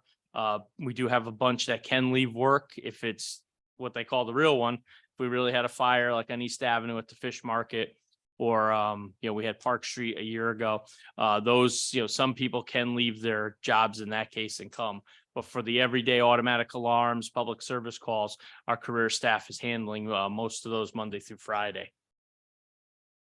And we have our incident times. Again, incident times are pretty much 8 through 5, and then it starts to slide off in that case. And again, just pointing out the need for that career staff to handle those calls during those peak times. And we get the support. We get a lot of support from those volunteers, after 5 o'clock and into the morning hours and so on. So other statistics, besides calls, what are we doing? Fire service is, I would say 90% training, 10% of actually getting out there and running the calls. So, 8,000 hours of training last year. That's 3 hours a day for a career staff member. That's important because that meets our insurance, our ISO requirements, the national standards, which you'll see a slide in a couple minutes. We have to meet almost 200 hours a year per person of training to get our best grade to affect all your insurance rates. So that's really what it's doing. It really, commercial businesses, it really, it affects them the most. It does affect our homeowners insurance to some degree, but that is really affecting the insurance for the commercial. Volunteers, we get roughly 5 hours a month. I have them over there right now. We're doing hazmat training this month because we thought it was going to be 10 degrees out. But it's not. So unfortunately, they're inside doing some required training in February instead of doing something a little more hands-on, but it's what we need to do. Inspect over 400, all our water sources get inspected every year. So that's about 250 staff hours. We have 44 dry hydrants in the town and 320 wet hydrants. Each one of those gets opened or drafted on to make sure they're still operating and, check them. Some of them we're doing twice a year. We found some wet hydrants, meaning they freeze in the winter. So they go out a second time in the fall before the freeze to make sure there's no water in them. So, but they do double check that. And shout out to the staff, both career and volunteer, the apparatus and building maintenance that happens. 1,200 hours on apparatus. Now we do our regular checks every day, but we have a group of people that do a lot of repairs and keep these rigs in tip-top shape, and we get a lot of years out of them. So whether it's just changing light bulbs, replacing trim, doing things that they can do, and I don't have to send that piece of apparatus out, which takes it out of the firehouse and not able to respond. And some of the work, some of the, they did airline work, for pump shifts and things like that, it would sit for a week at a vendor and cost a couple $1,000s. They've done that for a couple hundred for us. So they put a lot of hours and they put a lot of pride into their apparatus. And same thing with the building, the stuff that they are allowed to do that. And I don't have to go through building maintenance. They do a lot for us over there. So, that's some of that's the documented work that was able to pull out of the records management system. Big shout out for public education this year. We went from 35 to 103 events for 2022. Between myself, the fire marshal's office, our fire company, and the career staff, we were out at a ton of events this year. What we called seasonal pop-ups. We kind of took a spin off. We were asked to do something like coffee with a cop. We're not in the same kind of, we didn't need to do the same, discussion with the community as police officers do. So every quarter we do a fire prevention theme and we get out there. This is just a picture of us on Elm Street. We've kind of claimed the clock right at the intersection. And This one we did right around 4th of July, we did fireworks safety. And we had kids coloring. So, and we gave a lot of information to the adults that were there and given some information. Farmers market, we were out, everyone loves fire truck. So they were out with the fire truck, just answering questions. We're in the schools in October, for the most part, but, we just, did St. Mark's daycare, the other day. So we do get those, throughout the year. So we did about 35 school visits, between multiple classes last year. Senior center, something that reasonably new that senior centers now reached out to us and we've done some different, a lot of cooking safety and some things that our senior demographic needs, in the event of a fire, talk to them. We're starting to find out that some of them might not be able to hear a smoke detector. So we're looking at other options through PubEd and Health and Human Services that we might be able to provide for them, that we have access to through some insurance companies and stuff such as bed shakers. So we're learning a lot of that stuff going out there now and providing the education. And they like to see a fireman undress. So I'll leave it at that. So we dress for the kids so they're not nervous, and the senior population want us to take the gear off. So I'll leave it at that. So Live meeting. I'll leave it at that.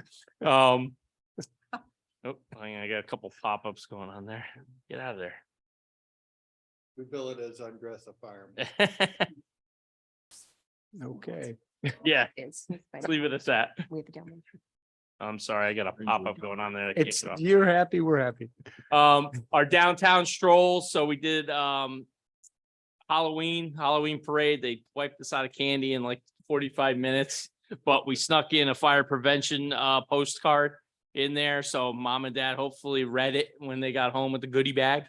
So they were able to do that. We did the Christmas, the holiday stroll. We had a fake little simulated living room set up with fireplace, Christmas tree, talked about, safety of where the Christmas tree's positioned to the fireplace.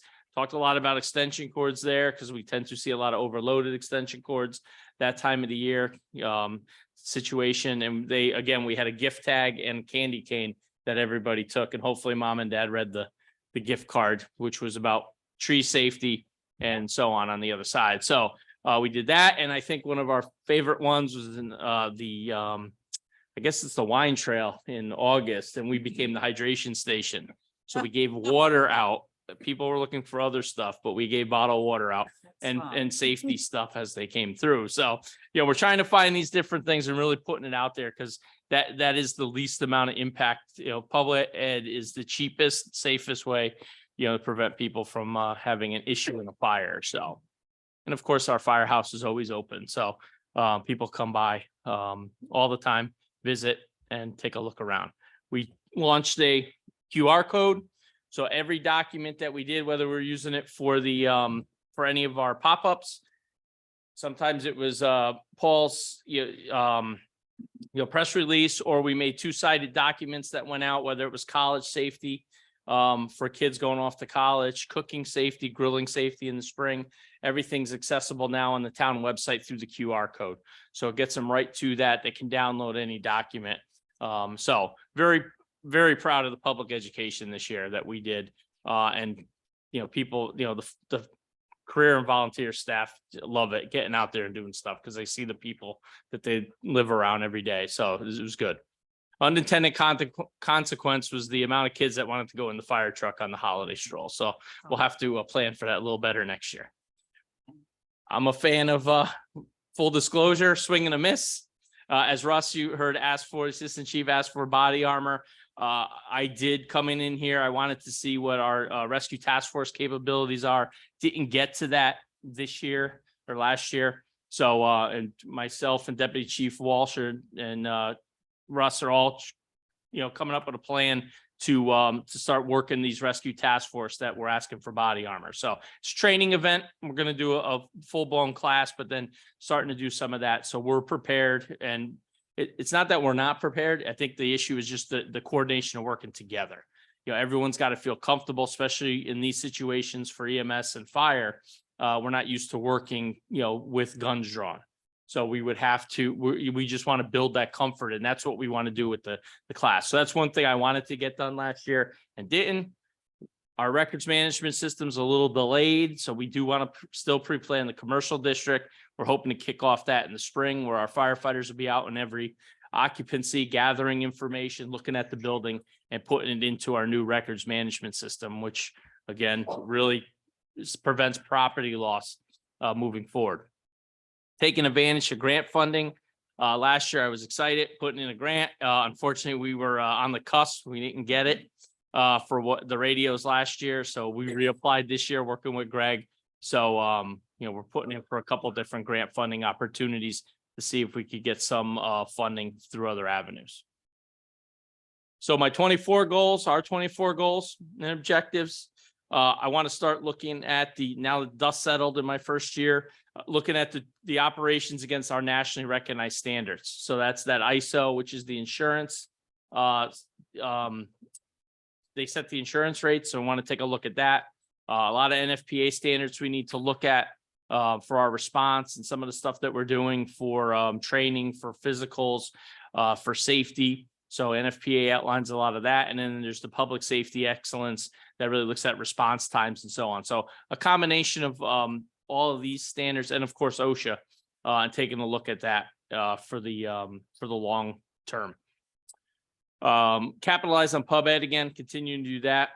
Continue implementation of the records management system. We got a lot of members that are engaged in that and building some stuff out. So it's really moving forward now, which is good. And again, continue to look for grant opportunities where we can. So the numbers. My operating budget is $4,531,730 request this year. It's an increase of 5.78%. 247,813,000 was the increase. Where's my drivers? I got full-time salary increases by contract. That's 2.5% for the 24 career staff. So that's their salary increase for this year.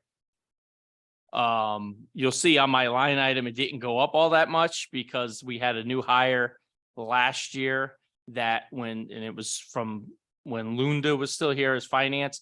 That extra firefighter was still on our payroll last year when they started the academy, and it was carried for the full year. And that's why you don't see the 2.5% in full-time salaries, because we had a 25th firefighter on the actual full-time staff because we knew was leaving, and we hired in advance. So that was why we're seeing it. And Josh, just jump in if I'm incorrectly saying that, but that's what our extra firefighter was last year. So we're not seeing that major increase. Holiday time was recalculated. So this one, I came in last year. Chief Hennessy already had most of the financial part of the budget for overtime done. And I really didn't go back with hard numbers and look at that. I re-looked at it this year to make sure I was right. And I was pretty low on the holiday time. So it did go up quite a bit. And just to give you the reasons why, I calculated that each career firefighter receives 13 holidays. A holiday is in lieu of. So because they may or may not be working on the actual holiday, they get to take a day off anytime they want. If if a firefighter wanted to be off today, they could say I want to take a holiday for the day shift. So they get 13 of them a year, which I have to fill with time and a half overtime, because we have a maximum staffing of 6 personnel on. So every time that firefighter takes one of his 13 holidays, it gets replaced. So it's obviously covered with 1.5 times their rate. The 6 firefighters that are actually working on the holiday, the 13 designated holidays, will get a extra half time. So they get paid time and a half on that day if it's their shift, and they're technically on double time if they're working overtime on that shift, but only the 6 get that extra half time. So I truly calculated this number of people times their rate times the 13 holidays, and came up with that number of 312,000, which was my was a large increase, which I think was 22%. So just, I'm not sure I follow so it's been 250 for 4 years and now it's this. Where was this money? It's not like there's a new holiday. It's not like, There is a new holiday. that's the answer? Juneteenth is one new holiday times. So yes. So and you're correct in saying there is one new holiday. Okay. So that was the 13th holiday that they received in their contract when we signed it in end of 21 going into 22. So that one holiday may not have gotten accounted for Okay. starting in the FY 23 budget. So So it isn't about this. It's not about the 13 days because they always had that. they've had 12 prior. They've always had 12, then they Now received. they have 13. Now That's they have really what it 13. is. It isn't that they can take it any How- day. It's they literally have one more. Yeah, and I Please. think what was happening is that my predecessor was doing it on an average. And I know you don't want to hear the word COVID, but I think the average of COVID actually brought it down through 20 and 21 last year and into this year. Okay. So I think fine. that has a little bit of something. So to we'll do have with it. 312 forever, or not forever. I mean, this is our new plateau because you're not, Correct. it's not going back. It's, you have It- the new won't holiday go and that's back. going to be the new. The only way it goes back is if, as people retire, people are at a lower rate. So Right. depending on fair where enough. people are in their Yeah. firefighters in 5 sense. steps, That makes where sense. they are in the 5 steps, that's going to, that'll change it. So as I get new firefighters on, it'll drop it down for 5 years. So it's about 9% of your full-time cost. I mean, Yeah. right, just, it's not 10%, it's about 9%, right? Correct. Do you have a list of the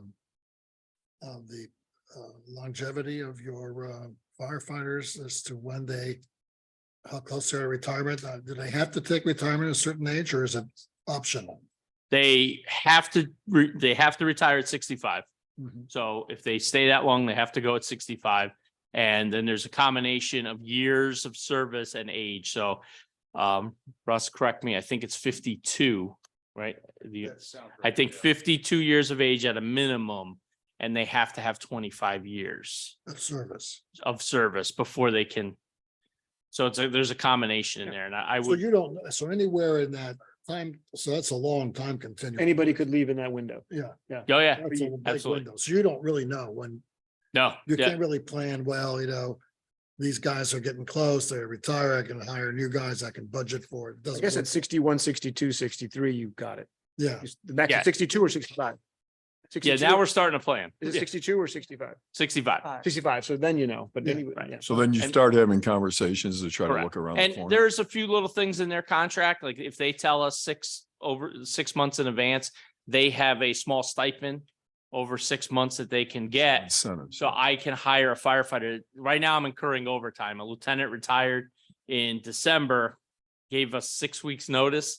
So right now we're running a vacancy until May. We were able to get the firefighter in the academy, started Valentine's Day. So his wife doesn't like me right now. But he started on Tuesday. He won't graduate the academy and be on the line until June 1st, roughly. So we're paying overtime since December 22nd for that vacancy. So that's going to be probably an overage on our other overtime for 23 because we weren't expecting that, but our full-time salary would go down for 2 months, 3 months.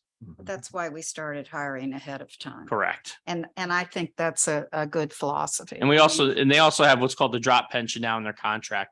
That really gives me up to 3 years to start planning for that they commit to going in 1, 2, or 3 years out.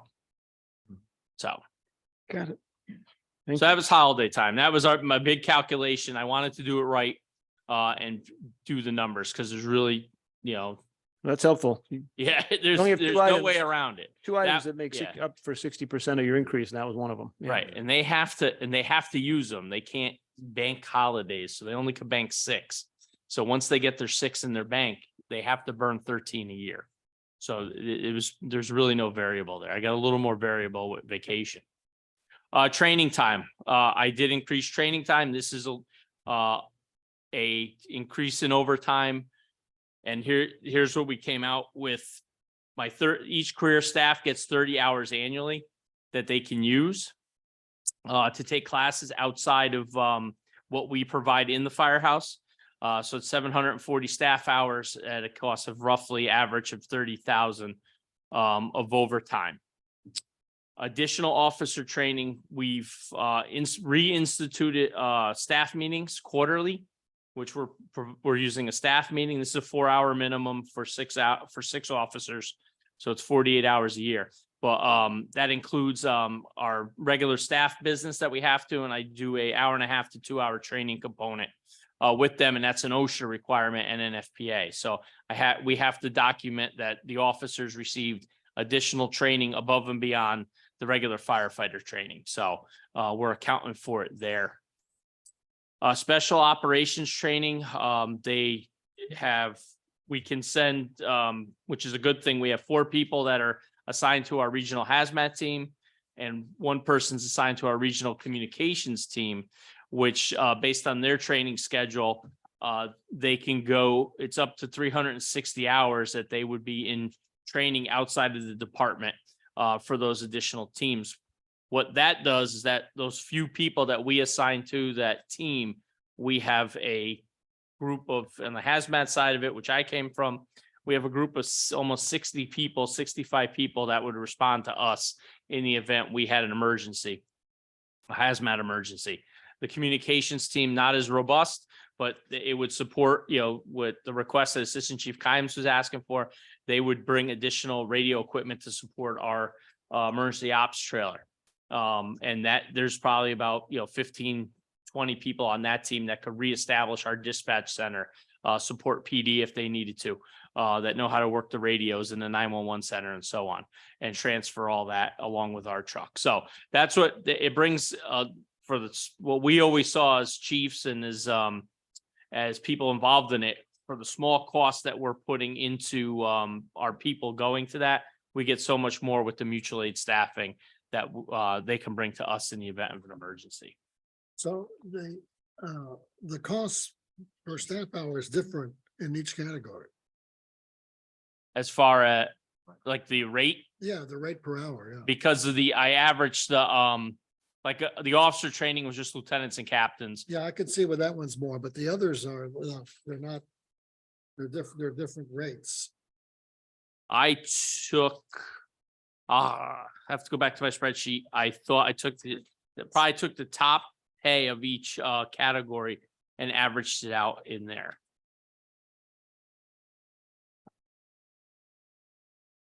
I know I got it.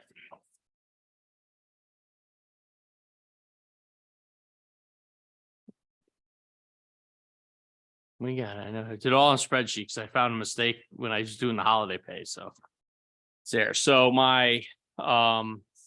so I based all my time and a half rate was $84 an hour for a captain, $75.81 on a lieutenant, $67.29 on a firefighter.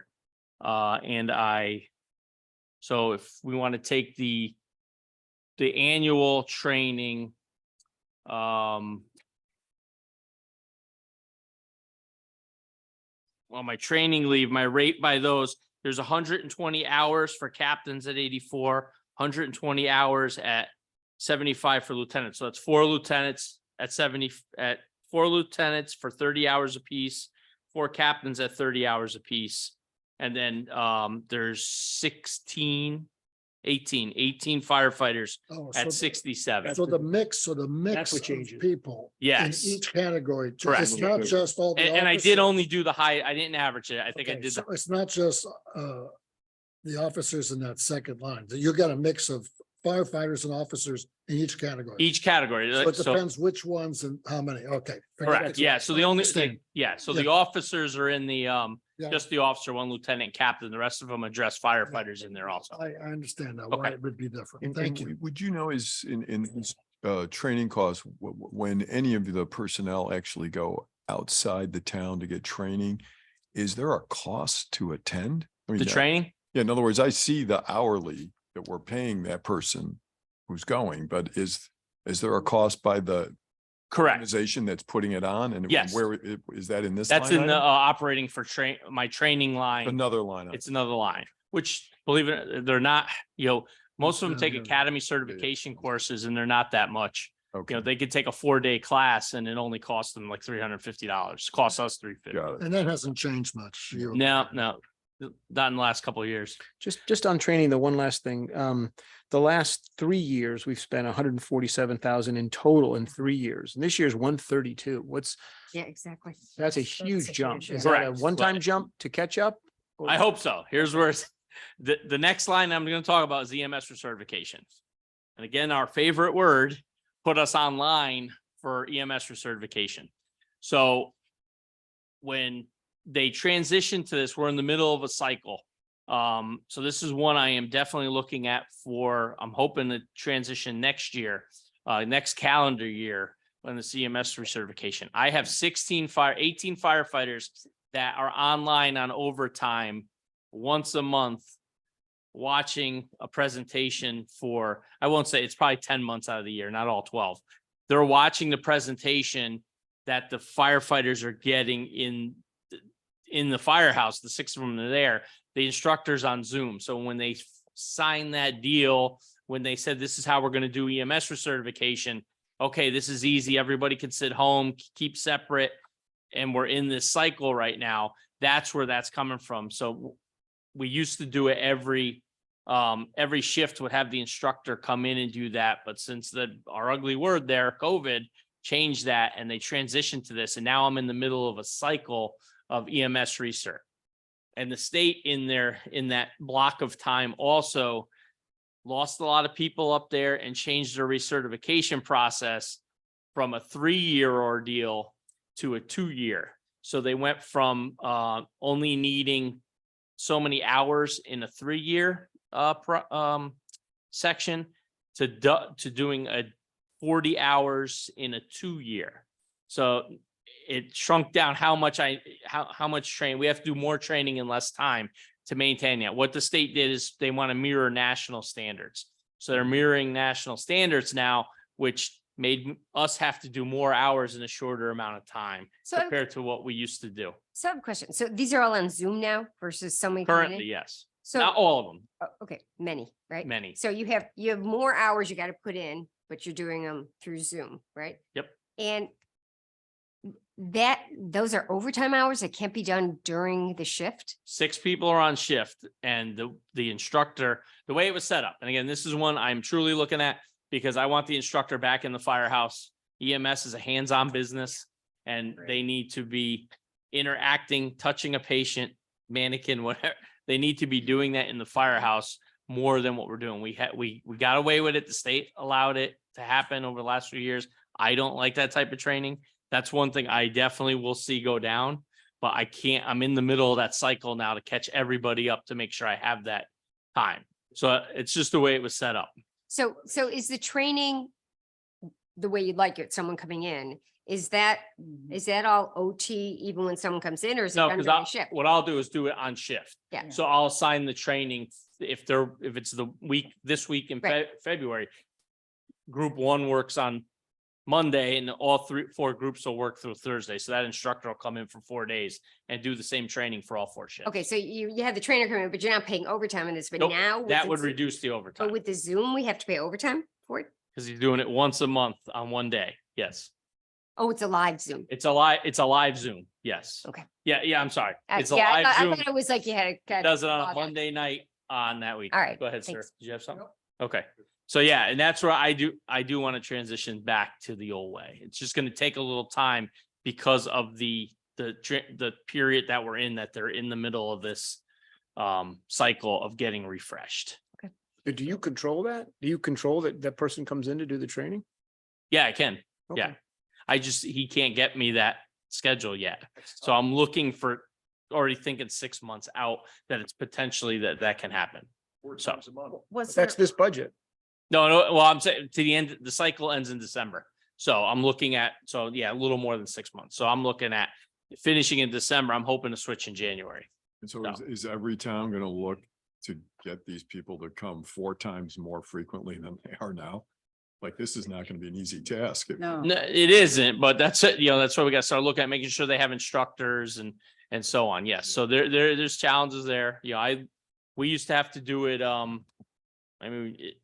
Coming from Norwalk, it was 8 classes times 4 days. So it was 32 days of training that they had to come in for. And we did full days though. But yeah, so it was a little different down there, but they were able to do that in that amount of time. Does the state offer any reimbursement for these changes, these requirements? I mean, you would think if it was COVID related that they would ante up a bit. No? Yeah, there is no money in there. They're not giving anything free. There's no money for EMS. There's not a lot of money for training in fire service either. They're, They unfortunately. have to pass a recertification test at the end of this? Or is it just assuming that you were there and? Currently, paying no, attention? it's only, you have to verify your hours. So the instructor will sign off that you were there for the 40 hours in the cycle. Yeah, I don't think that's good enough. Interesting. I'm with you. Well, we've all done And, this. and again, forever, that's why I want to have It's not. practicals. I want to make sure, Yeah. I I'm agree. looking back to the hands-on to make sure we're good and doing what we're doing. Yeah. So more to come on that one. but, Oh, yeah. So is this a one-time item? This would, the recertification would go down.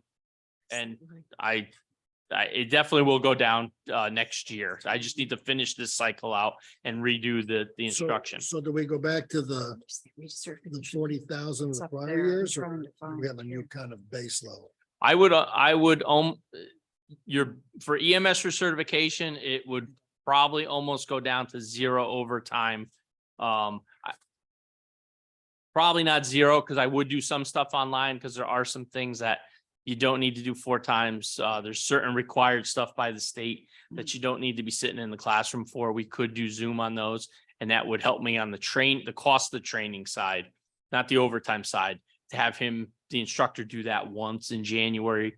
He's not coming in, and on a snowy night, he could do it online. So there would be some overtime incurred still on EMS, but it wouldn't be this much. I can guarantee that. I'm sorry, where's the line item on this? This is under training overtime. Oh, This is all training overtime. okay, thank you. It's the 199% increase. Yeah, It's the 87,000. Oh, it's in, the on increase. that line, okay. It's on promotional. 132, It's the one- 87 Oh. increase. Salaries, Yeah, yeah. training, and then. yep. But it's like, before you were saying that the 312 for the overtime due to. Is a new base. holidays, that's a new base. Yep. This 132 is not a new base. It's a temporary spike. Sounds like it's a catch up. Correct. Yeah. Yes. For the EMS training, yeah, it's a temporary spike. On this one. We really, paying overtime for some of that's not. I think that's gotta have a better- absurd. that's a- Nobody- gotta have a- I nobody- get it. You got to catch up. That's Yeah, that's the state understandable. Needs to get on board on this. This Well, is we're not gonna get anything from this. well, That's not gonna happen. That's not- we're not getting anything. Enough pressure supplied. Okay. How does that salaries training differ from the training line? Training line is the actual me paying for the classes. So having people come in for Oh. classes or go elsewhere for classes and so on, sending someone to recruit school. Yep. Got it. And in full disclosure, that live firefighter 1 program, that's, our volunteers going through, again, seeing the uptick in volunteer membership, getting the volunteers through firefighter 1. Actually, that's not the firefighter 1 program we're looking at doing it in-house next year. So better, so I'm using our career staff to teach the Fire 1 class. So we got better cohesion between the career and volunteers right from the start. And I want to increase the number of times that we go outside town to live fire, which is an overtime cost. So everyone's required to do one live fire burn a year. I want to offer more of those, which the more interaction I can have between the career and volunteers just makes it a better organization in that respect. So that's what that 40,000 is, in that that thought of doing our own Fire 1 program. Can you speak to the physicals here? Is that allowing their own doctor? Or is that bringing everybody back into our This is- doctor? What Is- looking at it, standards, we are looking at transitioning to a true NFPA 1582 medical physical, Yeah, which that's- would okay. require me to go to an independent doctor of our choice. There's a question whether that we should be using their insurance for our required physical. That's an HR and myself conversation still. We're still working through that. But our thought is we're gonna send the firefighters to a compliant physical. I need to do that under the respiratory protection program with OSHA. And have an OC health doctor be the person that signs off on that. So is an increase to go to a facility, an occupational health facility for our firefighters. And handle that physical. And our insurance doesn't cover that? Not yet, It's- or? Not supposed to. There's gonna be some, even if we can work it partially, there's a lot of stuff that our regular insurance wouldn't cover on that we would have to do. A firefighter has to do for that physical. The insurance wouldn't cover that. It'd be extra anyway. Do the volunteers have to do that as well?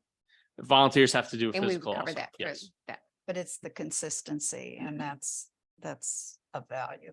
yes. Oh, yeah. Well, that Yeah, needs and to be it's- worked out. We want to make sure people are good, in Yeah. what's the expectation with an OC health doctors looking at that. Yeah. Are there higher rates of health maladies with firefighters? There's still, we have a high cardiac event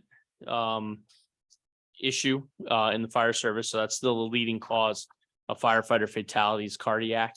What about cancer? Cancer's up. The problem with cancer is it's not reported because most of the time we're getting it when we retire. So we're not getting a lot of on-duty cancers. What's happening is you're retiring and 5 years later, you're developing a fire service cancer. So there is a major push right now to do a lot more screening while the firefighter's on the job. So that's one, and actual behavioral, unfortunately, suicide is much higher for the retired firefighter also. Or let me take that back, not the retired, it's an off-duty line of duty because they're on their 3 days off. And unfortunately, depression gets them and they take their own life. So there's a high level of suicide in emergency services, but they're not getting reported because they weren't on duty. So when I have a heart They're not attack, Retired, what's that? but they're not retired. They're not retired. I misspoke So- saying retirement. Yes, that's an on-duty one. That's what I'm saying. Yeah. So that's crazy.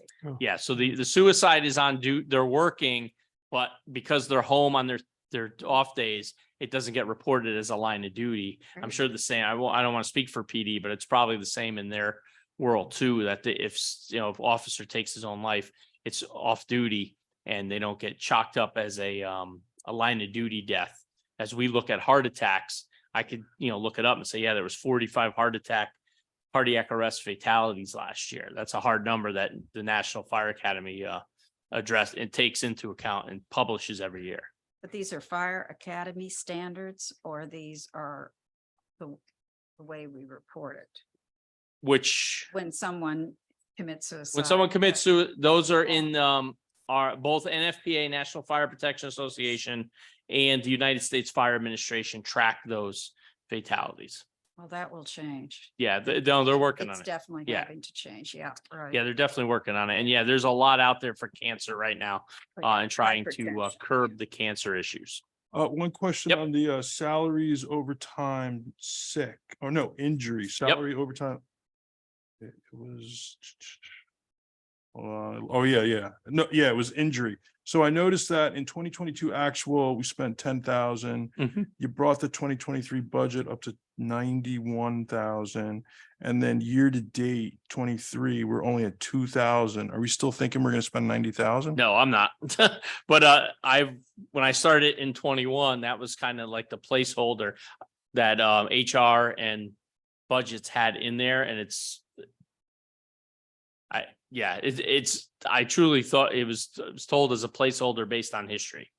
So you think we're gonna come in closer to the 22 number, the better. 10,000? I'm hoping to come in less than that. I'm really, Yeah, Yeah. let's have no injury. I had one reportable injury and we just had a Kermer award. So I only had, fire department had one reportable injury last year. So that's a good thing. And it was a couple days of lost time. So yeah, it's reasonably low. So I'm expecting to come in low, but anyone at any time on ice can Mhm. take out an ACL and it's over my 90,000 that's budgeted. So that's that with HR, that's in budgets for years, been putting that in as a placeholder Okay. on there.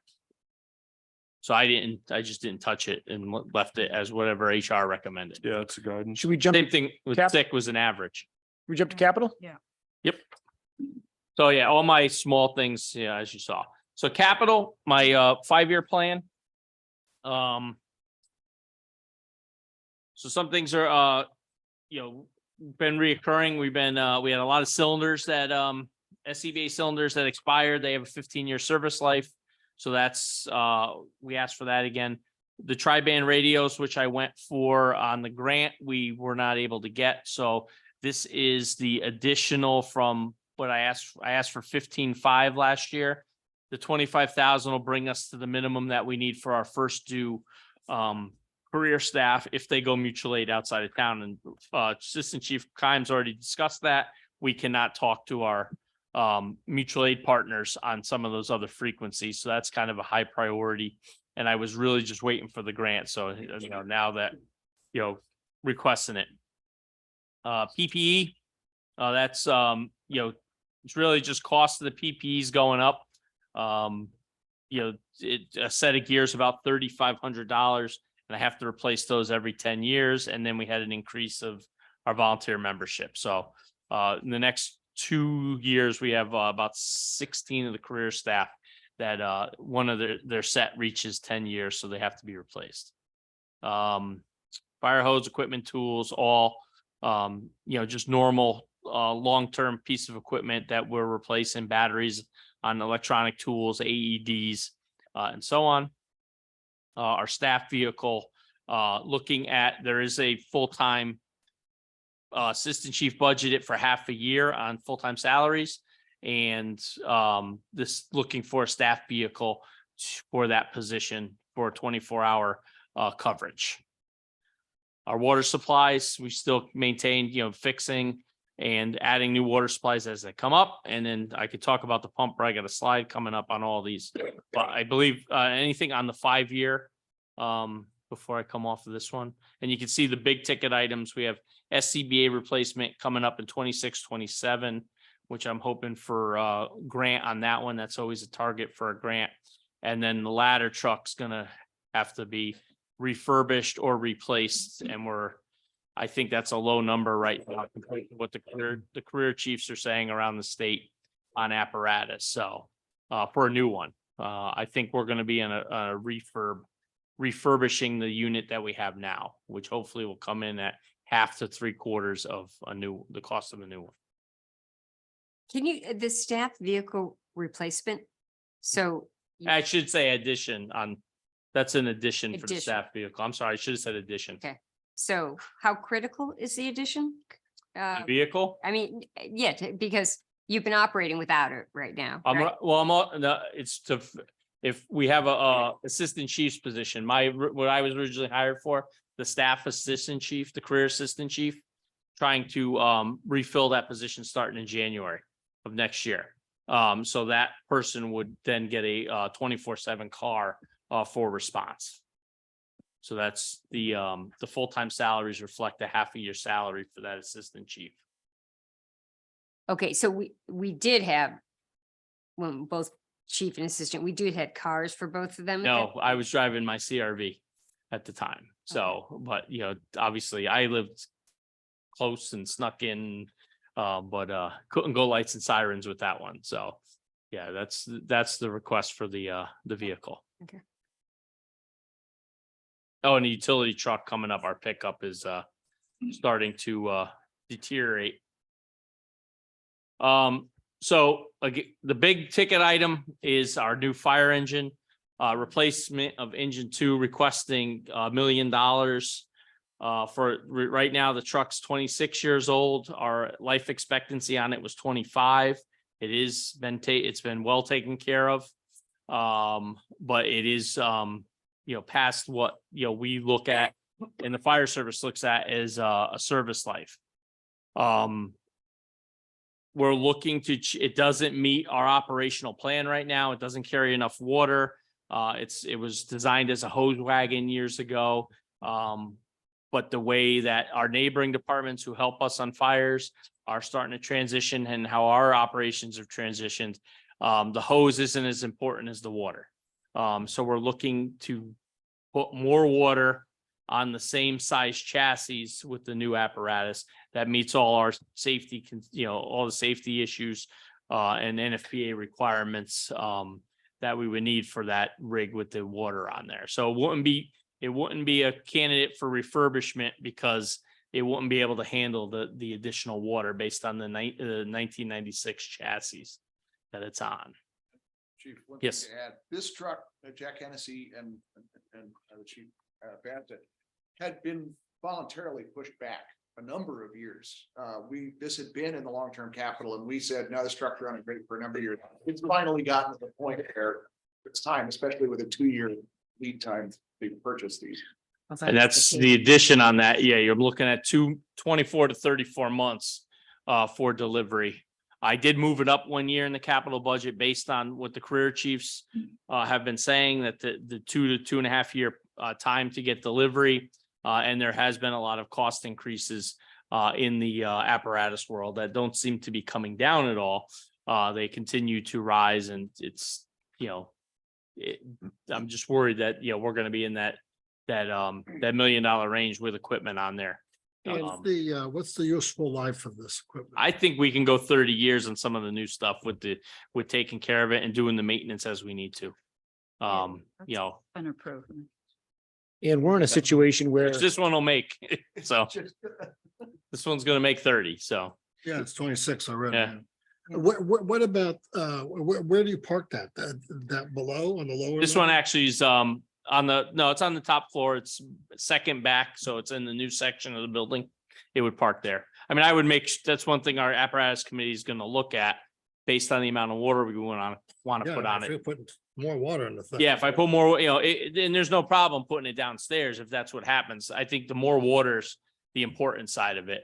And also with our aging, our tanker currently is 15 years old already. And the amount of times that's out for service, it's out right now.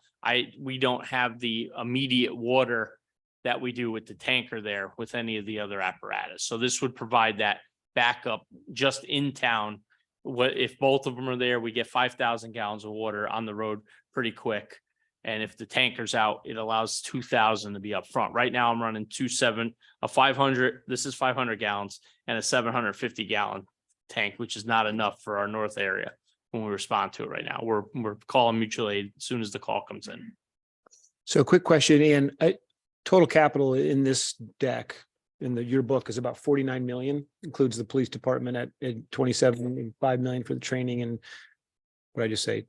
So 17 for everything else, more or less. Board of Ed, Public Works, all this is 49 million. So take police 32 out, leaves us with 17 if we did everything. Question is, how much of that is actually money we're not spending for 2 years? Sort of this year's capital, but it's not. It's really 2 year from now capital. Right. Yeah. Yeah. Yep. Okay. And it's really a different conversation than we've ever had before. Half this is probably not even this year, and maybe not even next calendar year. On the $1 million, I mean, that's a placeholder. It's too rounded. But Well, yeah, and I think when you start talking to vendors, they're looking at, well, when we start putting out what we want to do on it and we start talking figures, they're looking at what we want to, what do you have to spend? I bet they are. I know that, Oh, it that's sounds so bad, weird. Yeah. but they're looking at that also, and it gives us, and what I saw with the rescue truck, I came in at the end of the rescue truck purchase, that the money, they had a truck in place and specs on it, and then I guess the money came in a lot less, or the price of the truck went up by the time they finished it. So my look is to make sure we know based on all the other departments what they're doing, and getting that feedback and talking to a couple, 30,000 foot view of the vendors.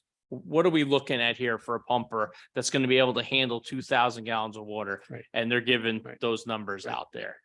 So we're really just looking at, I know we have, and what'll happen, and it happened with the rescue truck, they were able to pay for the chassis right away. So they got a good deal. Oh, we have a chassis available. So now you be able to, if the money's not approved, I'm assuming I'm not going to be able to buy the chassis. So I could buy the chassis at the end of this calendar year, oh yeah, we got the chassis available. You know, this is gonna be your truck, so we could buy that, pay for it. And maybe we get a little bit less on that. I've seen that happen, and it happened with the rescue truck that they paid for the chassis.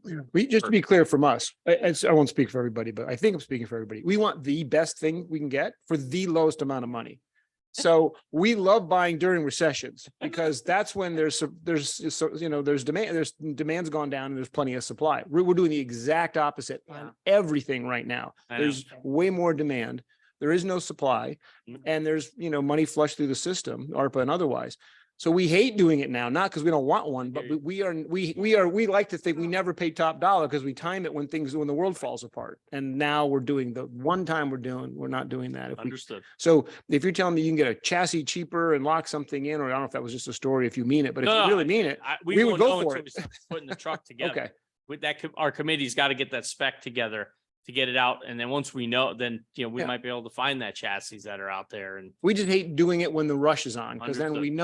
we know how much you want to So spend, because, but we'll figure it all out. What do we have to, knowing we have this timing issue, Yeah. right? The question is, what do we have to approve? Right, to get in the the ball bu- rolling. To Yeah. Yeah, borrow but you versus, still have yes, to I mean, approve it, Yeah. So if you were. Yeah. like if we A approved. it- 26-year-old truck, it's gave you time. The truck you wanted to sign that purchase order, you would need an appropriation for the total amount of that purchase order, right?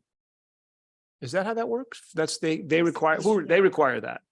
You're talking the seller requires that. I would there's gonna be a payment schedule in there. I'm assuming they're gonna, if they're gonna build that truck, they're gonna. Right, but you can't commit the town to pay the entirety of the purchase order without having an appropriation in that entire amount. Correct. And even though you may not have to come up with cash right then, you need to sign and commit to pay Right. the entirety. Yeah, of it. Correct. that's Has to okay. be Yeah, I so think we need to By everybody. appropriate it in respect of the coming year for which budget we're talking about, because it's likely your committee will figure it out. You'll talk to a vendor, you'll identify something and you'll sign something.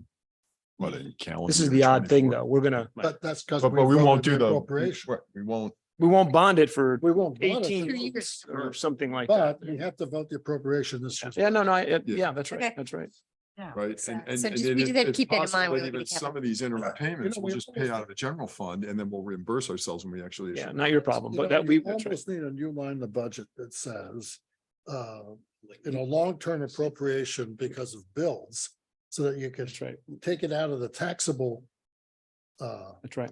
dollars for this year Right. and, say, okay, we know it's gonna start. So It's a we get the commitment we've tax made, next year. but we don't need to tax anybody for it because no money's going Yeah, out the there's no door. money That's going out. exactly Can we right. do that? That's exactly right. Can we do a new Yeah, line? why, we wouldn't tax anybody for money we're not going to spend.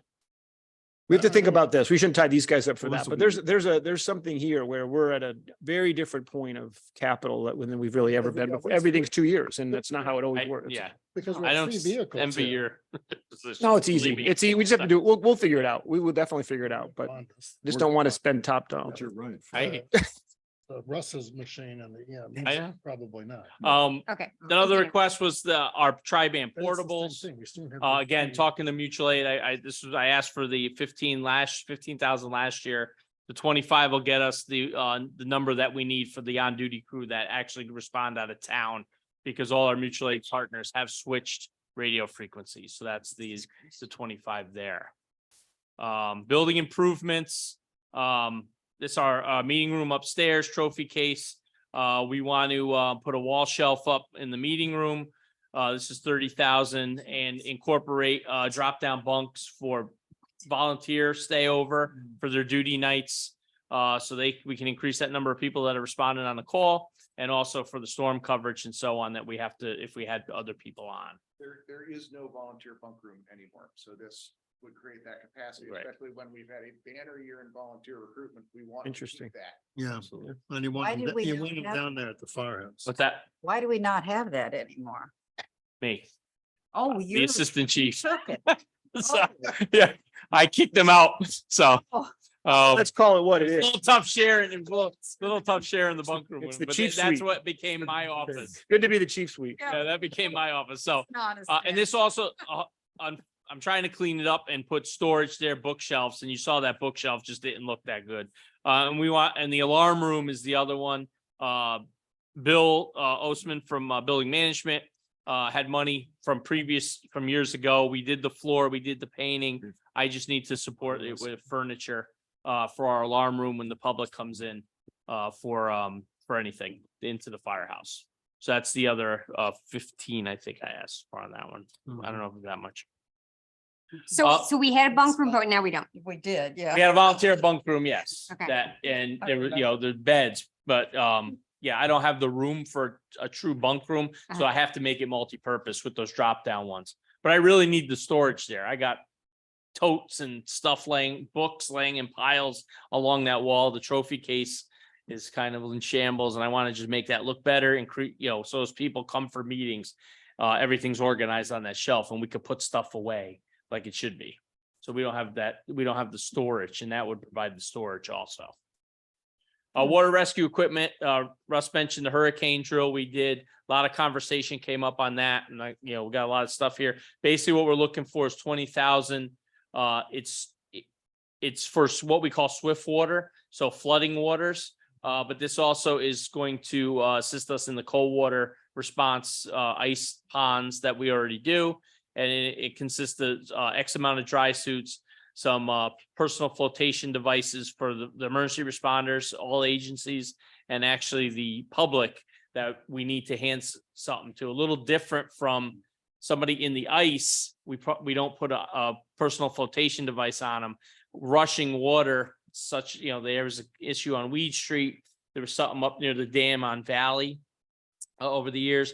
That moving water, people climb out of their car, and now we got to get them the personal flotation device. So, I mean, they're not all that expensive, but, we need to have extra ones if they have multiple people in the car.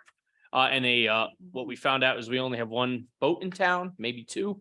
But this would be an inflatable boat that, could be used in those situations also. That's the 20,000, request for, the water rescue equipment.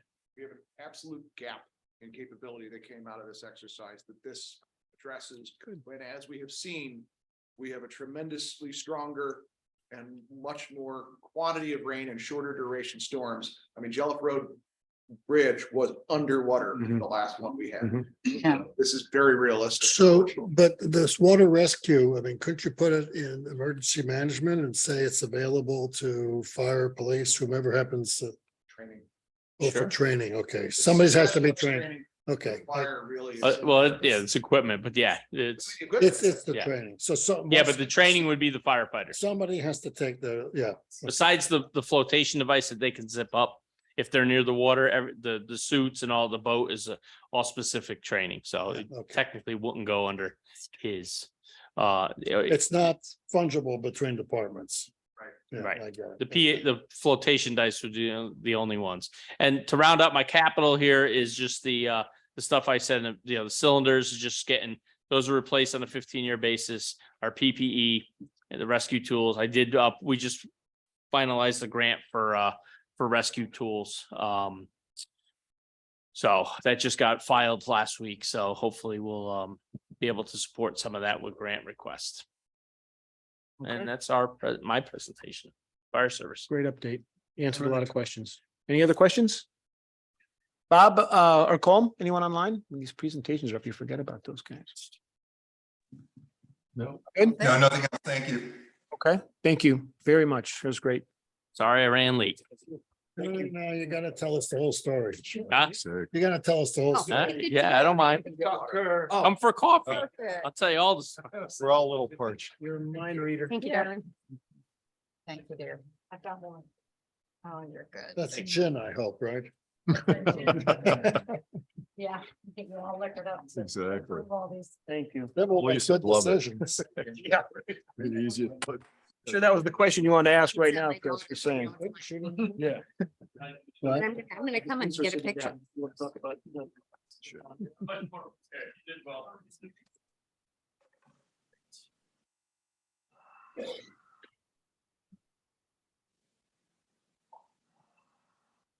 Are you ready? You're who? Oh, thank you. It's got a little coffee. Yeah, thank you so much, Tucker. Oh, my God. Yeah.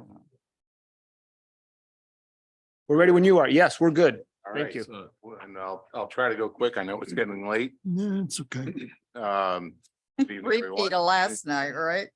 Yeah. Some, yeah. John Federico here with Deputy Chief Andrew Walsh. Thank you for having us.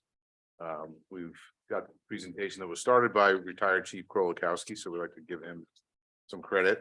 And collectively, we think we've built a solid budget and looked at things carefully, looked at historical expenditures and contractual obligations, and we think we've come in with a very reasonable budget. First, we'll start with the easy part, our animal control. Approved. What's that? Minus 30% or whatever it was. That's easy. Well, Whatever you were- as you can see, we do much more than just capture stray dogs. Yeah. We have a wide variety of animal life here in town.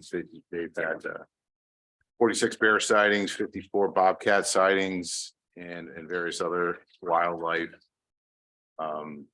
It's been a pretty active year for that.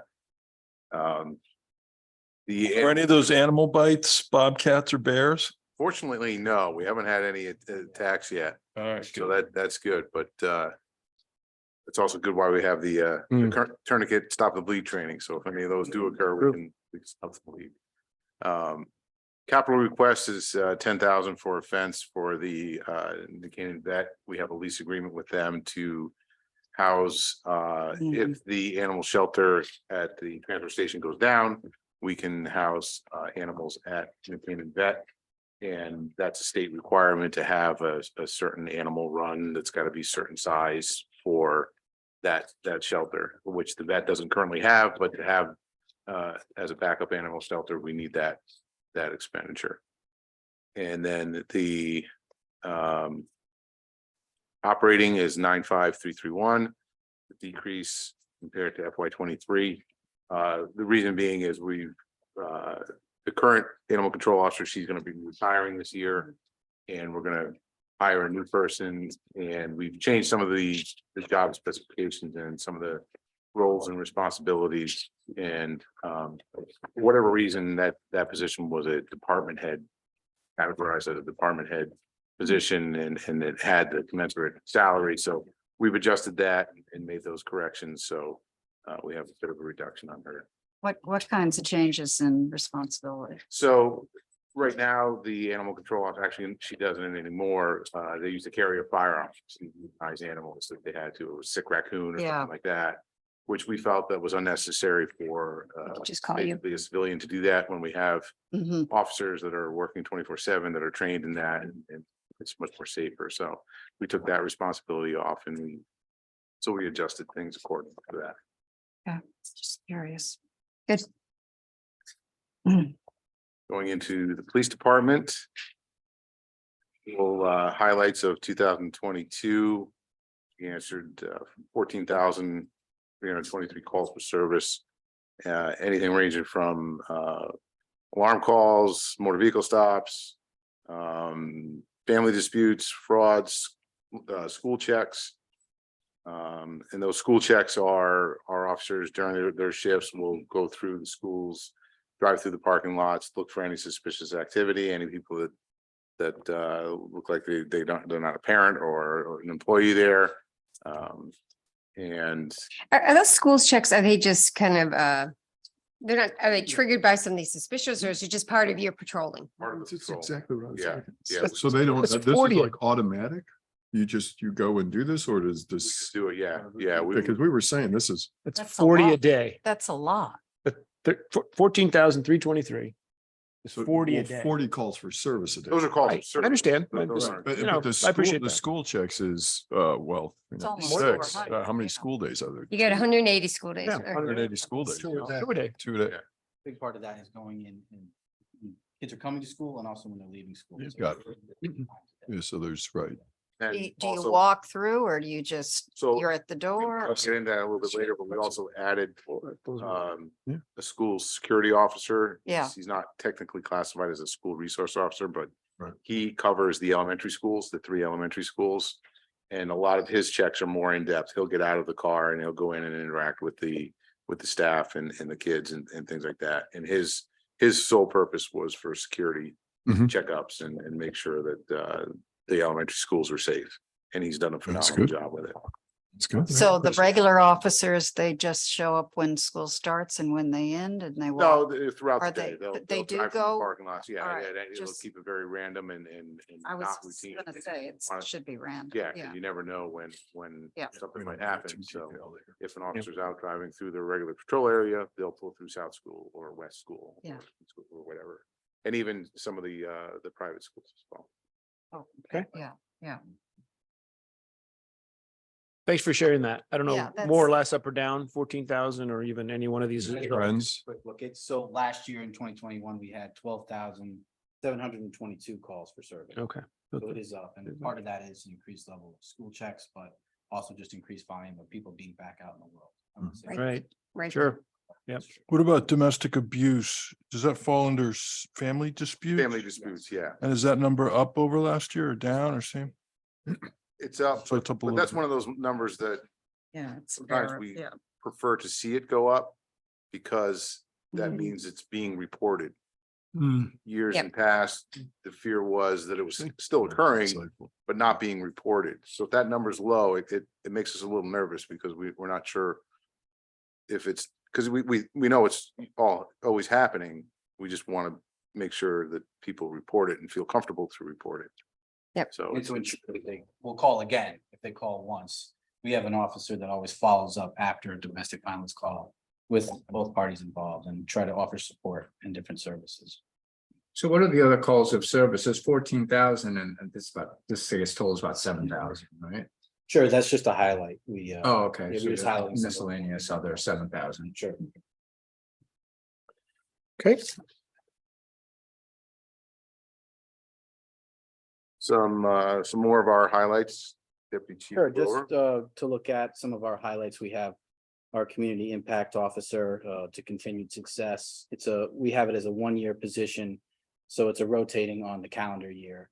So our officer Bartuli just finished up the 2022 year. She had lots of accolades from town government as well as the human services, as well as the public and the businesses. Everyone loved her. And Officer Cece has taken up the reins. She has big shoes to fill. She's doing a great job here in 2023. You know, they do things such as coffee with a cop. They do food and coat drives, liaison with the businesses. They also answer calls for service downtown during the daytime hours. And they're also big on educating the public. And one thing we're proud of is we're bringing back our civilian police academy on March 28th. It's the beginning of the new session. And again, I won't say it, but we're bringing it back. We had it years ago Mhm. and stopped for obvious reasons. But now everybody's comfortable being in a room together again, which is great. So we're looking forward to educating the public on what we do and selling our clothes. We also added, as the chief was saying, a school resource officer. That's Officer Gibson. He said he's lots of great feedback from the Board of Ed for what he does, and we thank him for his hard work. We also are continuing our K-9 program. Officer Obando completed the K-9 Academy with Apollo, so Apollo's back in service. And just since January, we've already had 12 specific call out just for tracking vehicle searches. And that doesn't include Officer Obando's normal call for service on shift. He's doing a great job. How old I is don't know if the, you've seen how his old is the Instagram pup? page, but it's pretty entertaining too, so you should check it out. Oh, how old is Apollo? 7, I think. 7 years. 7. Yeah, Okay, so Probably. and how old can they be in We're service? usually looking around a decade for, Of service, yeah. yeah. They have to retire at 12, but they have had to be in service for 7 years. And they gotta give notice. And they have to give notice. You have to- 6 months. Apollo has to give notice. got a great pension plan. There's some incentives built We in, have- so. That's great. Cute. And we also hired 5 new officers. We're excited to get them into service with us. 2 of them are lateral transfers. Both of them worked in New York City for a period of time. One transferred from NYPD and the other one from Pound Ridge, who was a transfer from NYPD. They're both, one of them's on the road full-time. She's completed her training. And she's a probationary officer with us. The other officer is in the field training. And we also had 3 entry-level hires, one who's in the academy now, and 2 who have graduated and are also on field training, doing a great job as well.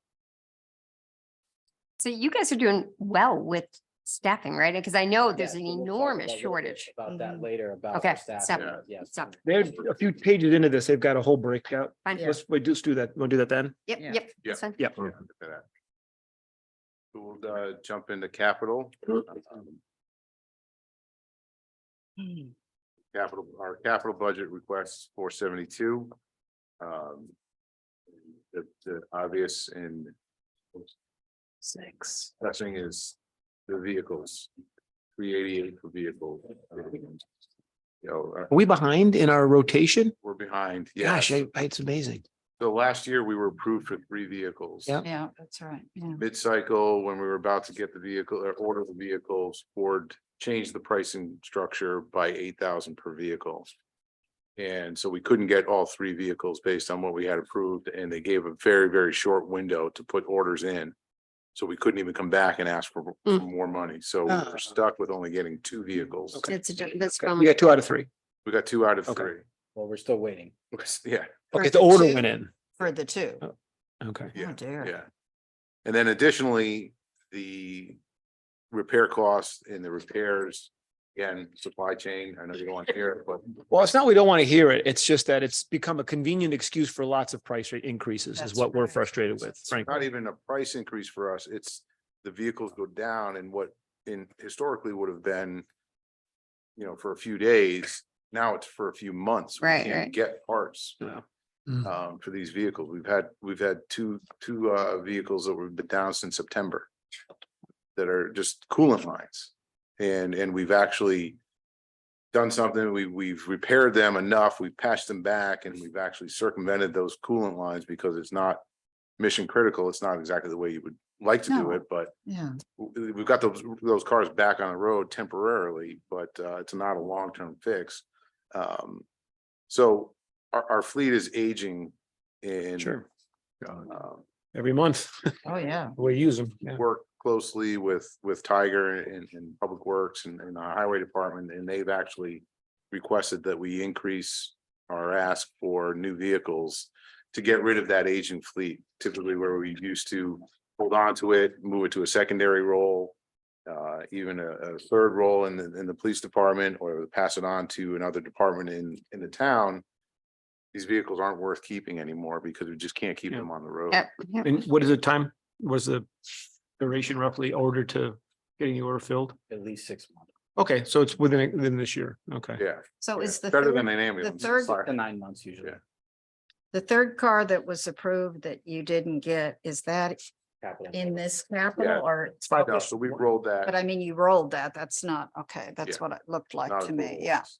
okay, So that's one of your 6 yeah. is the one you didn't get last year. No, is it? No? Well, we would roll that money over into the purchase of the 6. Yes, Yeah. that money. Yeah, so we've Whatever's adjusted. left over from the Okay. purchase of the So 2. the price ask is net. Oh, Yes. Yes, Yeah. yeah. Okay.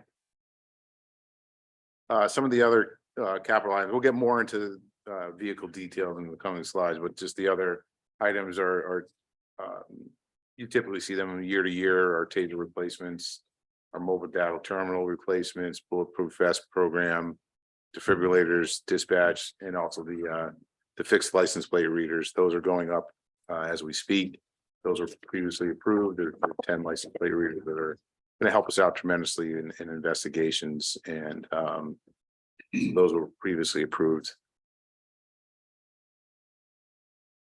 Back to the vehicles. So as we said, the highway department's identified at least eight frontline fleet vehicles that should be replaced. So once we do this adjustment with 6 this year, if approved, we'll then get into a 4-3 cycle, and that should keep us. You know, this is a big reset year. We know that, but once we do that, we can get onto a 4-3 cycle and hopefully maintain a healthy fleet. This is a slide where we show our comparison to our neighbors. You've seen this before. We've always tried to get the most out of our fleet, but as we said, it's making it harder and harder with the repair costs and the repair times. As you know, our fleet vehicles are 24/7 offices to our officers. They're on the road all the time, so it isn't always the mileage doesn't always tell the full picture. It's hours of use. These cars are Sure. running all the Right. time and don't put on a tremendous amount of miles, but have a tremendous amount of use. And the industry best practice is to replace, you know, between 85,000 miles, and more than half of our fleet has over 90,000 miles right now. is it still the practice to keep the cruisers running? No, we Tried to We get try away to- from that. It wears too much on the vehicle. Yeah, Yeah. okay. Yeah, if it's not necessary, I mean, obviously, if it's sub-zero or it's 100 degrees out, or if the K9 is out, that obviously has to stay running, so. Extended but- scenes, more accidents, things of that nature. Okay. How about, are you looking or are electric vehicles potential or for use? It just hasn't come around to emergency services yet, I don't think. It's not, the technology is not there. It's okay for the town vehicle that's gonna go to a site and inspect a building site and then come back here and can plug in. We have no knowledge of what our day is gonna unfold. It could be something where we go and have to respond for hours, and we have to run a tremendous amount of equipment within that vehicle, computers and lights and modems and all those sorts of things. So it's just not there. I don't think the technology is there yet. We would always consider it, but it's just not there yet. Not in this cycle. I mean, right? that It's mean? not in this cycle, Not at in least. this I mean, every year we do something, but Yeah. maybe a Yeah. couple cycles. And from now, you also never if know. they, Yeah. Literally right in the middle. Yep. But we are thinking about it with the police renovation building. I did ask the architect to build out the back parking lot and at least install conduit with that in mind. Yeah. that Someday we could Sure. have electric vehicles. Oh, yeah. Yeah, good. So we are thinking of that, and even if it's not the frontline patrol vehicles, maybe it's secondary admin vehicles, we could get there, but we're just not there yet, but we are thinking of it. Just on the cost, I mean, 388 for 65,000 each doesn't, Well, we have some leftover money, right, Yes. Right. from last year? right, capital No, that we from didn't the- spend. From the third car, The right? third No, so I'm saying the we didn't spend. Yeah, No, I- Same thing, yeah. Oh, the capital's net of that. Yeah. Of course. Okay, Yeah. that's why. Okay, got you. Okay, still, Mhm. all right. Still, the cost doesn't seem, I hate to even Prohibitive. say this, yeah. But is That's that, outfitted, that's all in. is that outfitted or not? Is that included in that? Yeah. Yes. Yeah. It's not horrible. No, And one of the challenges, just to remember, is why we need Yeah, more. I know. I I can't believe I'm even saying that, but yeah, I know. We need the highly capable newer vehicles on the road during the day, especially. That's our challenge. When bringing the K9 back on the road, we had to, which is old Crown Victoria now is going to be turning into a backup vehicle, and we're using one of our existing fleet vehicles to give to the K9 officer. So that takes a car kind of out of our fleet because he's with him 24/7. And, sometimes that's during the day. So that takes it away from our day fleet. And also with the new school resource officer, he also needs a car that's going to be capable of responding to emergencies from any different school at any different time. So, and also having the CIO in the middle of town, which is another great service that we would never want to take away from, but that officer also responds to emergencies. And that's another vehicle that's out of the fleet during the day. And Right. those officers don't account for our normal staffing levels during a normal shift. So that's just Makes another sense. reason. And they're using the newer cars. Yes. Right. Yes. And we try to work, like obviously the SROs, we want those highly visible. It's important to see a visible police car in front of the school. But those officers aren't driving, so we'll send them with an older vehicle to sit at Saks. Yeah. It's still capable, Oh. but they don't need one with Yeah. 1,000 miles on it. Yeah. We send them. It's not as cool, but There's one more. Yeah, we'll do. It's the presence. It's cool. I'm sorry, I'm just smiling at the 2011 Crown Vic. I didn't know we had any more. I wish I had a fleet of them. I wish. I know. They They just were chug still. along. You could fix them. They would run forever. Chug along, yeah. But yeah, they're just, they're a great vehicle. I don't know why Ford did away with them. Strange. Okay. So that's our goal, is to replace the frontline patrol vehicles that have high mileage. We're gonna continue to work closely with the highway department. And we're gonna do what we can to expedite and shorten the downtime for the vehicles. We're fortunate that we have somebody on staff that's knowledgeable about vehicles and kind of can collaborate with our highway partners, and that's how we came up with this short-term fix with the coolant lines. Mhm. It's not really what you would want to do for a long-term fix, but got our cars back on the road because there was no end in sight. We're just sitting there. As we always say, this is the officer's office.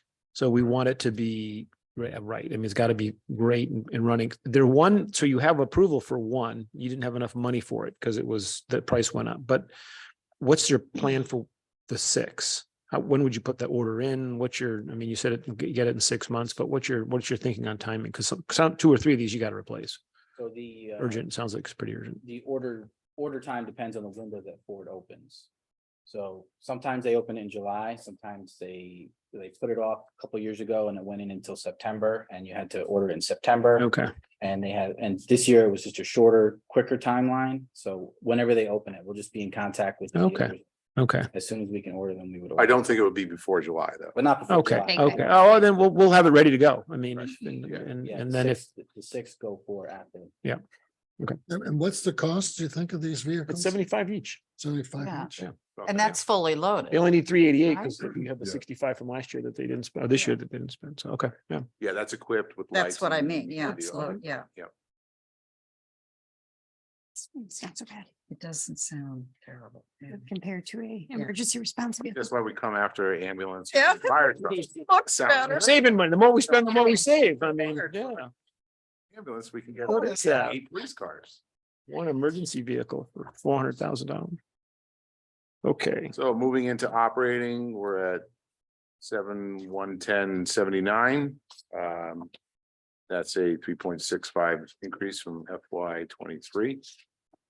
Largely due to contractual obligations. I think one way to look at this, outside of salaries, Mhm. you're spending about $1.7 million and it's only up $50,000. I mean, 3%. It's really, really good. It's a really good, you did a really, Yeah, this was a really good it's- budget. Yeah, we Really try good to job. keep it all tight. That's but- good. But to your point, our staffing is we're doing really well. Knock on wood. I don't want to think so.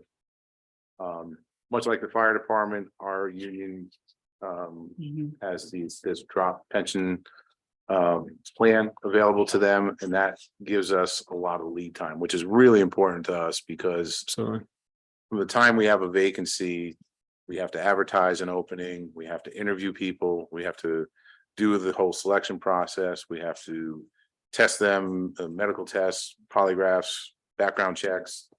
Then we have to wait for the academy to start, which is another 6 months. And then once they graduate the academy, it's another 10 weeks to ride along. It's a with long the time. Training officer. So it's a very long lead time before we can actually get that officer on the road to fill a vacancy.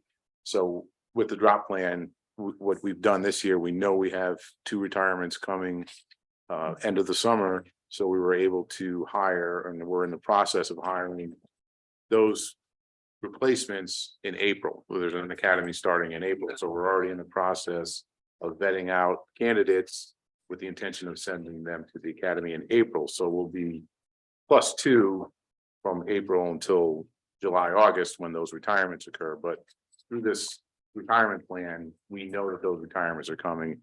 Those officers are locked into it, so we can future plan and kind of get ahead of the curve for 3 months. does your budget anticipate the full 47? Because it's now you've got puts and takes in there. You've got some coming, leaving, retiring. I think we still have that offset, that Ye- salary offset. I'll have to work with Josh next Okay. year to see. Yeah. And it'll depend on who takes advantage of this drop. And timing of Does it- getting the others, And yeah. it's not a full.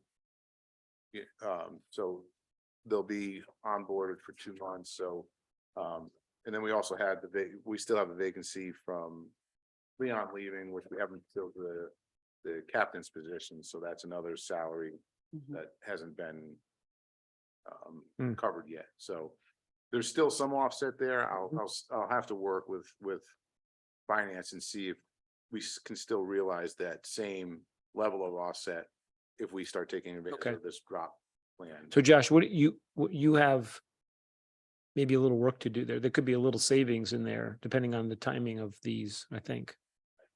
And then you've got a little variance then for this year, if Leon's out. Leon's out. So we're at full complement now, technically, right?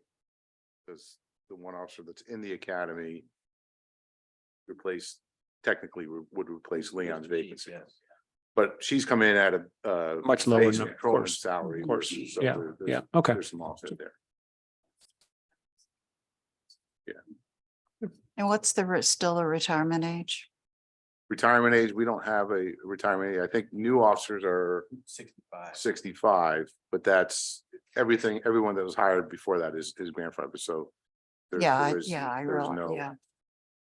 So what, do you know what the salary difference is between the the oldest step and the beginning step? So we have entry level officers are in steps, but then we also have supervisors that are Oh, at different pay rates. Five, So 5-year step increase. okay. it's Just get an idea of what the difference is. yeah, I don't have the table in front of me, but it is on our contract, It is Yeah. in which is online. Okay. You know, so New Canaan Info, I think it's under human resources. All right. Look at page 40, the staffing. Okay, great. Great.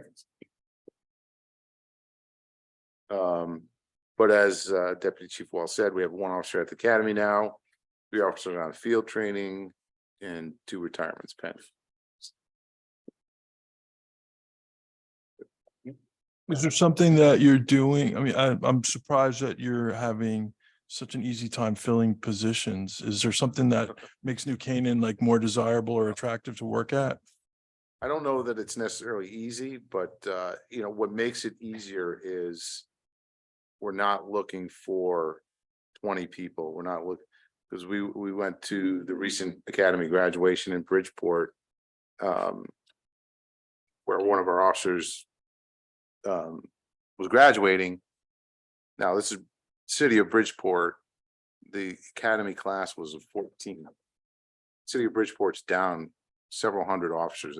They normally were at 400 officers. They're currently in the 200s. Come on. Oh, my God. They only had 5 people in their academy class.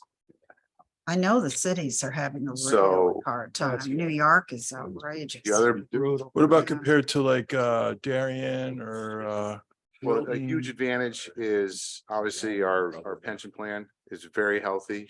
It's town owned. It's not just state plan. It's fully funded. So that's a big draw. We have decent benefits. We have decent salaries. Great town to work in, Yeah. to be honest. You know, it really is. We're easy to work with. Yeah. Don't the other towns offer pension stuff? Some do, some don't. Some offer a combination, some, you know, their current officers are grandfathered, but new officers are offered a 401k. Yep. It's different everywhere, you know. Yeah, Cities like that's West changing. Haven Yeah. and some of those other small towns surrounding, they don't have, they can't offer what we offer, so. So I wouldn't say it's been easy because it's still. You've been tough. successful. It's not easy, but you've been Yeah, successful. yeah. Yeah. And we haven't lowered our standards either, which has been fortunate, you know, if the right person's not there, we won't hire them. And it's a younger population. Runs the gambit. Yeah. Runs the gambit. It's looking like it's a younger population. They're all look young now. No? I think we're getting older. School teachers. No, too. I thought, yeah, all the ones that introduce themselves are young. I'm swearing in people the same age as my children. They're. Oh, I know, yeah. Talk a little bit about police overtime. Through our scheduling software, we're able to track where we spend all of our overtime and are able to break it out. And for 22, right at the top of the list is training where it should be. We're happy to see that we're providing a lot of training hours for our officers. We're gonna continue to do that. Other items, holidays and administrative work, shift shortages. Order ins again are similar to a shift shortage. These are just kind of categories that we spell out so we can see kind of where the draw is from. That's Again, pretty consistent. pretty consistent. I was gonna, right? Yeah, it's consistent, but like I said, we do like to see training up there at the top. Mhm. That software really helped, didn't It it? did, yeah. It really Mm. did. So this, for example, this recent move with Shane Gibson as that 3rd SRO. Basically, I pulled him off of a shift and we, I believe Leon came last year and got funding for that officer. And I'm able to track it now and see what his vacancy from his shift is costing us. And the last 3 months of October, November, December, it was about $10,000 to replace him on the shift. Mhm. But through the software, it was pretty easy to do and Yeah. in pretty short order. So it's been a big help. Some of our training highlights, I'll let Deputy Chief Yeah, Walsh discuss. we had a lot of mandatory training hours in 2022. As you can see, 3,243 hours were mandatory training by the state and CALEA, our accreditation agency. This includes our firearms training, emergency dispatch, emergency medical response, our police recertification. That varies from year to year on how many officers are up for research.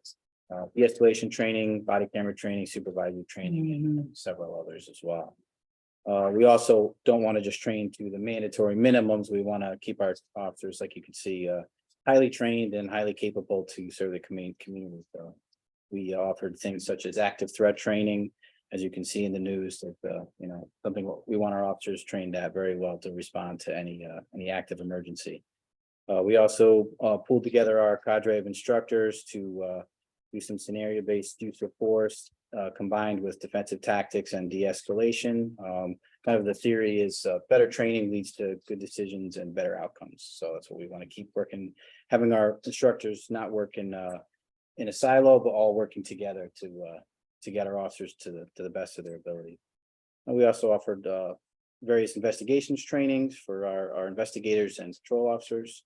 Included fraud training, technical investigations, internal affairs investigations. One of our officers, who's a high performer, went to the Fairfield County Detective School. We also offered some advanced leadership training. Two of our lieutenants went to the FBI Command Leadership Institute.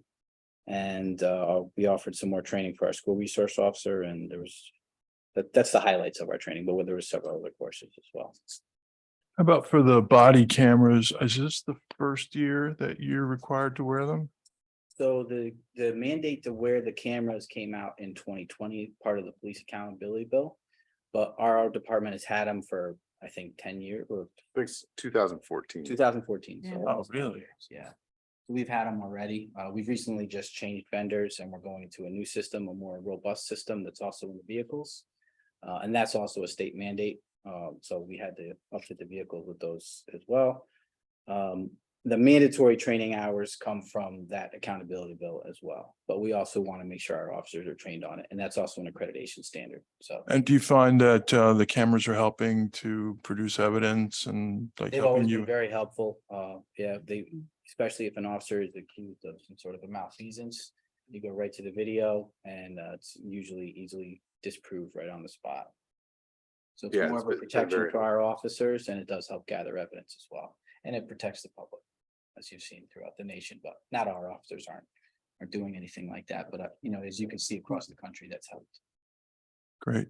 And where do they go for all this training? It's not on Zoom, I hope.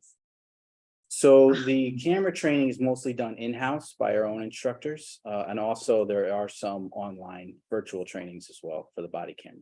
Oh, well, yeah. That specific one. And as far as painting a broader brush for training, there are a minimal amount of virtual classes that we attend, some of the research classes, some of the basic things that are just statutory. But most of our training, we like to do hands-on because that's how our officers operate on a daily basis.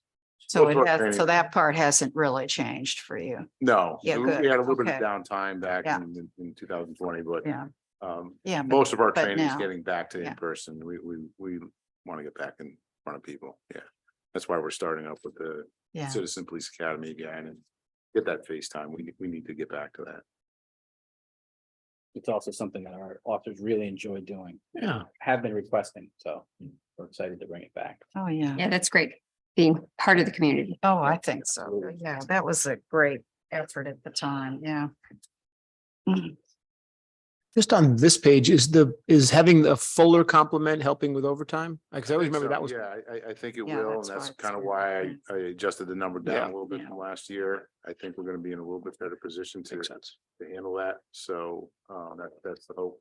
It's not a dramatic decrease, but It's not going way up though either. Yeah, it didn't go up. Yeah. Yeah. Okay. I just have one question. Maybe somebody asked it and I missed it, but the salary offset. What is that?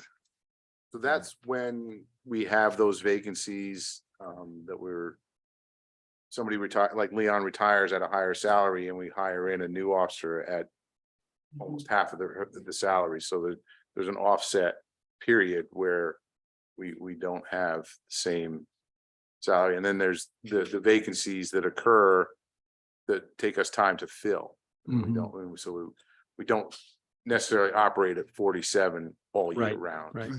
There's a period of time where we're operating at Okay, but 46. that, the number is showing as the offset showing for last year and being eliminated this year. Is that, am I reading this right? Yeah, I'd have to defer to Josh, his expertise on that. The Oh. salary offset. The 142. Yeah, the 142. It hasn't been realized, I guess, it wouldn't show like really an actual, it would just show as a reduced full-time salary line before. But you had it in the approved 23 and revised 23, and then it shows up again. Maybe I'm just reading this wrong, right? Revised 23 and recommended 24, It's a guess. but it's under none of the actuals, because it wouldn't show within the actuals.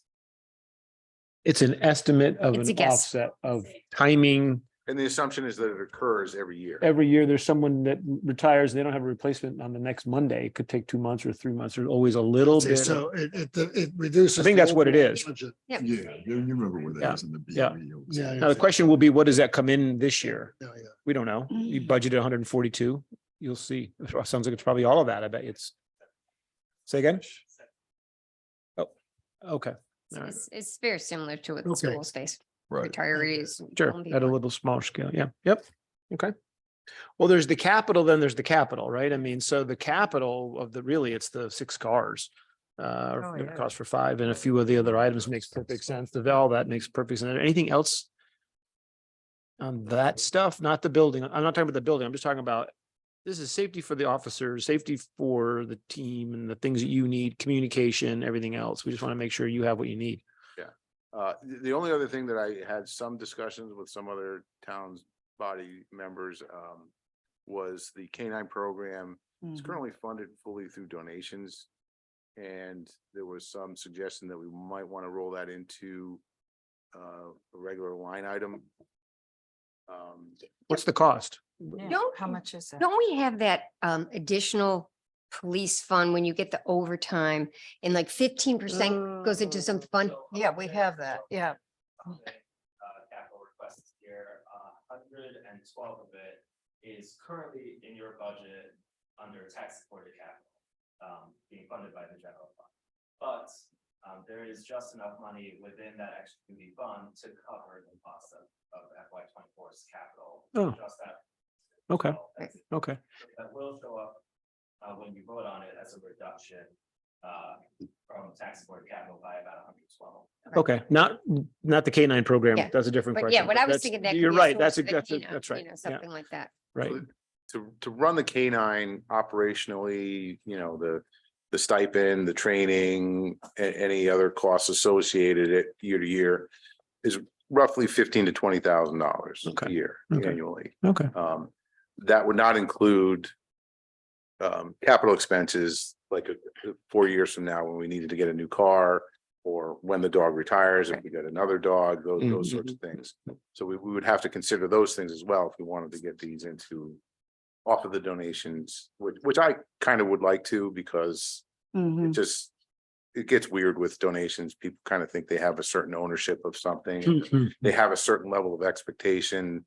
They thought the money was going to go to a new vehicle, but they don't understand exactly that it's to support the whole K-9 program. Interesting. So the K-9 approach, you have it, it's part of your policing approach, right? Yeah. It's embedded in it. To me, it should be a police department. I mean, I just don't think you should be relying on donations for. Yeah, The- so the- there's Annual operating, really. It is. Yeah, it's Yeah, part yeah, of what that's you right. do, Yeah, it you know? is. I mean, and Yeah. to say, well, if This we is don't get the certainly a- donations, we're not getting the pup, you know? I mean, there's plenty of money in the donation account to run for another year, so I can kick this can to Yeah. next year. Or if we want to put something in this year just to create that line item, I'll defer to you all on that. And because that was kind of the suggestion from the liaisons from town Right. council, that they thought maybe we should just at least put something in to show that that we're aware of it and we're going to get away from the donations thing. But right. whatever you suggest, I'd be happy to do, but I think it's wise to get it off of the donation That's why I was thinking that separate account, which we're gonna use what's for, in for that capital. That's, it's like when you guys, It's the extra duty. yeah, and we get like 15%. How much?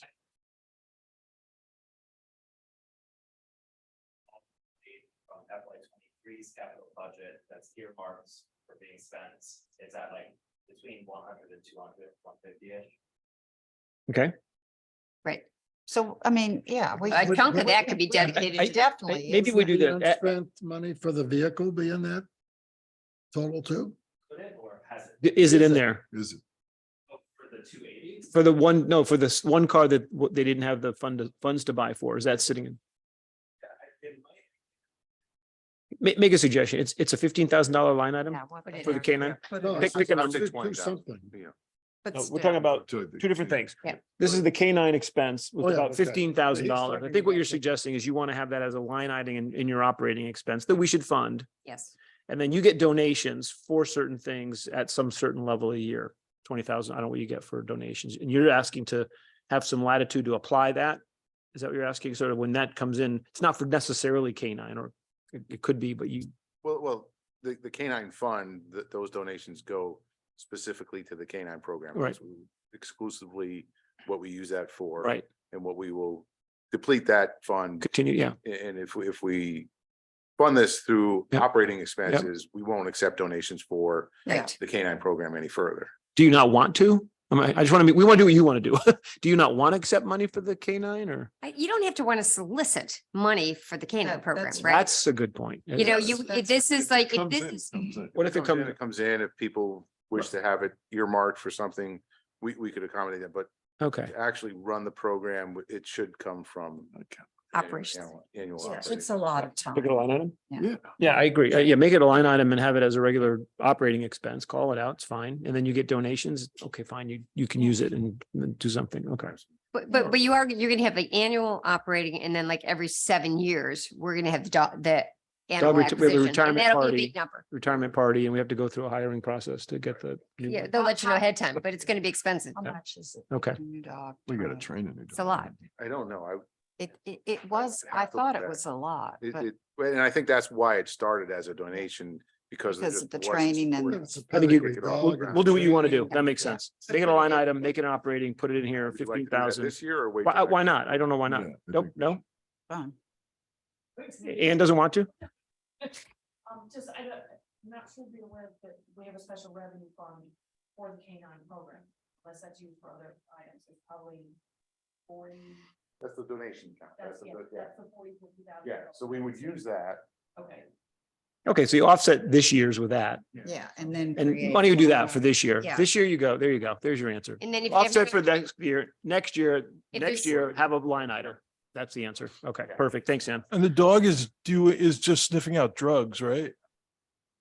Is the dog just sniffing out drugs? But mostly done with tracking. We've already used several calls where the dog's used to try and locate a missing person that might even might be in danger. Oh, An active Or burglary. Burglary, where they track burglars and things like that. all right. Less narcotics, but is trained and does do narcotics. as well. Weren't we going to use it in the schools? What happened to that? That's been I'd discussed. have to talk to Brian about forever. that, see if we Yeah. can circle back on that. You Well- know, we would do that. We would certainly help them do that. But we want to work with the schools and do it the right way with them. Not our swim lane. Yeah. Exactly. Police building. You want to do an update on where we are? Yeah. Is that you, Amy, or do you Uh, want to? I could, you can, I actually, I wrote There are it two down. line items in the budget. One's the 27 for the building, which I don't know where we are on that, and then any presentation we need to have, or where are we in the process? Then the other was the training facility. So just be great to know where we are in the process for having this discussion. We're not going to answer everything tonight, of course, but just where are we? With the Ren- renovation, yep. so we're Wednesday, I think the building committee and some members from town hall were met with construction managers and did the construction manager interviews. They were very successful. I think they identified who they like to have as the construction manager. I think Tiger might have been present for those, so you could maybe speak to that a little bit. We've also been meeting with the architect as far as plans for the renovation. Met with architects and we started picking out wallpaper and carpeting and tiling no colors yet, but just kind of overall what we wanted and where we wanted it and what we felt would last the lifetime of the building. And that was our key message to the architect was we want to future-proof the building. We don't want it to look dated in 10 years. We don't necessarily need the latest and greatest. We want something that's going to look timeless and look appropriate. So we're moving forward with that. Building committee's meeting bi-monthly every 2 weeks. So What have we approved for funding now? We approved design, engineering, architecture. Yeah, I think it was 1.5 all in, Pulling up the presentation from last night. Okay, but we, 1.5. Yeah. For probably drawings. so we have the building, we have the owner's rep hired, which is Slam, the same folks who have worked with us at Saks, and they did a terrific job. As Chief just said, they're getting close to identifying the construction manager. Should be on board in a couple weeks. The goal is, plans ready to bid May to June, but in that interim period, I'm talking to Jim Bell, with the construction manager on board, way more detailed design, they would kind of look, it was kind of like sketches, to estimate. They feel that they'll get a much more refined view of potential cost versus just saying, we have this building, now we have like specifics on it. And so they're fleshing out the plans on that. And so maybe, more in the April area might get a better guess, kind of what the costs are going to be on. Tiger and Group has dialed in the plans right. pretty well with the architect. We think we have the space figured out pretty well. Yep. Yeah. Yeah. And a lot of it had to do with working with, the flow in EMS and parking and, just a lot of. Sure. That's the back of the Yep. building. There's a covered carport. Yeah. We're gonna actually reverse the traffic flow around the building. So where you currently come out will be the entrance and then you exit the other side. It's gonna flow nicely. Gonna update obviously the windows to make them look period and look appropriate, but actually work and operate. So that's all contingent with us moving out to 39 Locust Ave, which we've met with the architect. And over there to upfit that area, we can't do that until obviously Board of Ed moves out. So, it's all, a lot of dominoes have to fall on the right timing, but. So we have 1.5 million approved. We'll get a bid package by June. By What- June. Yeah. June. We'll have, better idea. We're at the SD phase, which is Yep. schematic design. Once we hire the construction manager, he helps kind of dial in that cost at that point. Then we go to design development DD drawings. Mhm. And then at that point in time, he starts to bid out the project, working through what he feels the final cost would be, and we'll have a pretty good idea May, June. We're hoping for June because June there's- we'll have prices. Yes. Oh, Only okay. because there's several long lead items that are associated with it that we can, that if we pre-buy and pre-package, we won't lose any time. Specifically, the switch gear, there's like a 60-week lead time on the switch gear alone. Wow. Some of the other HVAC is 40 weeks plus Sure, windows and sure. doors. Here we go. Here we go again, yeah. Right. So Years out. those things, we might be looking to come a little bit earlier for monies for those, to be able to place those orders and have those in the queue so that we won't lose time on the back end and we can flow straight through, similar to what the library did. The library did the exact same The thing. They steel. pre-bought a lot of their material and then had it on site, especially on long lead items or items that would have been iffy. So we're looking to do the exact same thing in that regard, but we'll have better numbers for you very shortly. Once we put the construction manager on board, we had a successful interviews with 3. We chose 1. Building committee's got to approve it. The subcommittee approved it. The building committee's got to approve it. Then we'll go to the selectmen. Then we'll, negotiate and go to the selectmen with a number.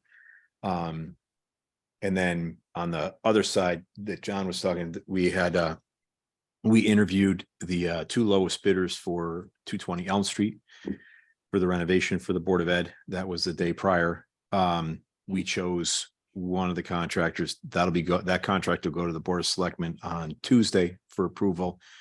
He'll start his work immediately. He's hoping to be done by June. He's done by June. We get the Board of Ed out and in, and then we can start moving on. The small renovation or fit out that needs to happen over at 39 Locust to then get the police back out again. The overall thought is somewhere on the order of Thanksgiving, we're breaking ground at the police department. And then it's about a year and a half for us to get through the entire cycle. So we'd be looking at When a do- So we'll 25. get something to look at for bids in May, June. Okay, Yes, all right. we'll have a better idea. Because earlier than 27 that. million is a tough number for this team to swallow. I mean, when we were going down a path of 17 or 18, and I'm looking at you just because you're there, but It's okay. it was a, real shock for that to go to, Mhm. knocking on Oh, 30, yeah. let's be honest, right? That's a tough swallow right now. So we'll have to really understand those bids. I just don't know if we've got the, No, we don't. Yeah. ability to swallow that. $30 million for 10 people to go to work. 15. I'm serious. I mean, that we have to look, we have to really ask those bidders to really, really, really sharpen their, we have to really make sure we're doing the right thing here. But yeah, That's fine. the reality with these specialized buildings, there's just a lot of It's not cheap, but I know, specialized stuff in I it, understand. and we have understand. stuff that is, we should not have it anymore, some of it. And, it's a, I'm not It's just arguing against I it. don't have a locker for the female officer that's in the academy right now. Yeah, look. Oh, You're preaching though, I totally get this, but I'm not sure we have a town that supports spending $30 million. And so we're really, really, really, really have to be, less tough. than 30. really, you agree?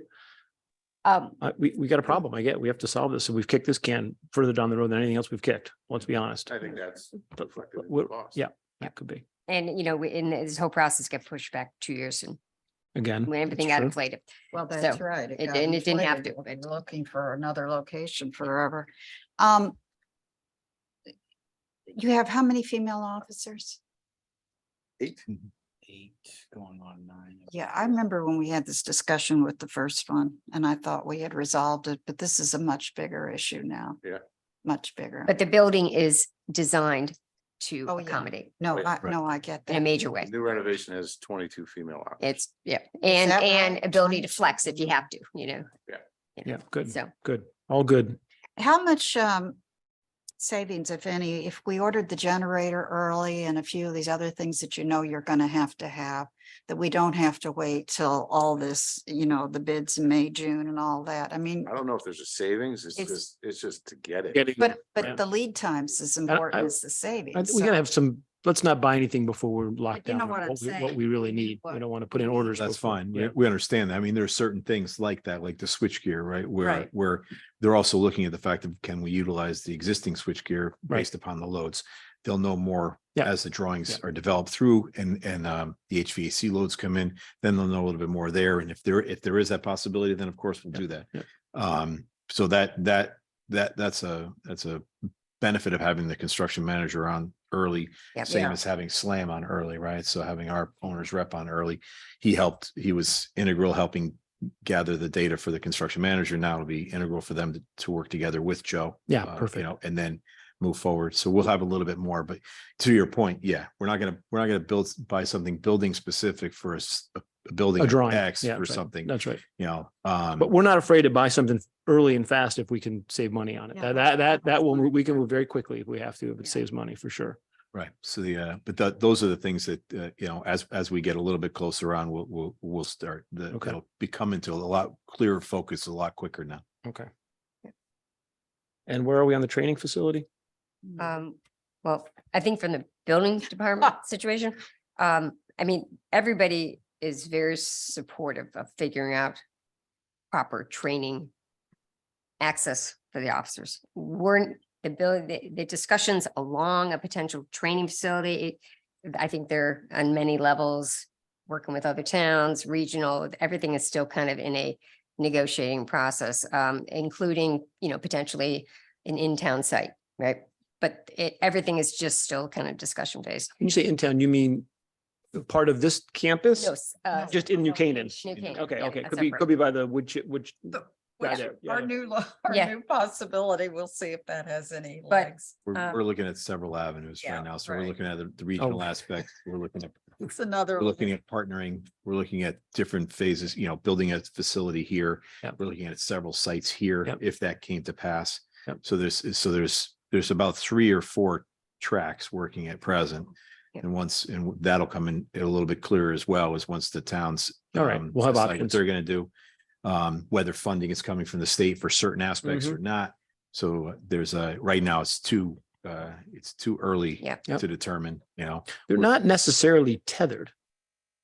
Are they? No, not at all. Not at all. Not at all. And, I mean, we don't have anything- to make a decision on both at the same time. No. We could definitely take care of the building first, which is longer lead, bigger problem and so forth, and continue to look and solve. Is that what you're saying? We'll have options on training. Right, the construction will be completely Completely separate. separate, They are tethered to the point where it's a need from the Right. They department. would For not be sure. at the same complex. For sure, but they're no longer on the same campus. that's They're it. no longer, that's my. That's- point. And the that's a timing is given. not, is, Timing's not linked. Yeah. We can do anything. No, Look, I that's think, correct. I mean, again, won't speak for everybody. I personally really support the training idea. That to me is all the officers all the time. That is such an idea and its time has come and my guess is we'll have other towns that would benefit and we could maybe do something like that. I think we can figure that out. That would be great. but from, What about I from a saw- timing perspective, in terms of, I know Tiger put a placeholder in.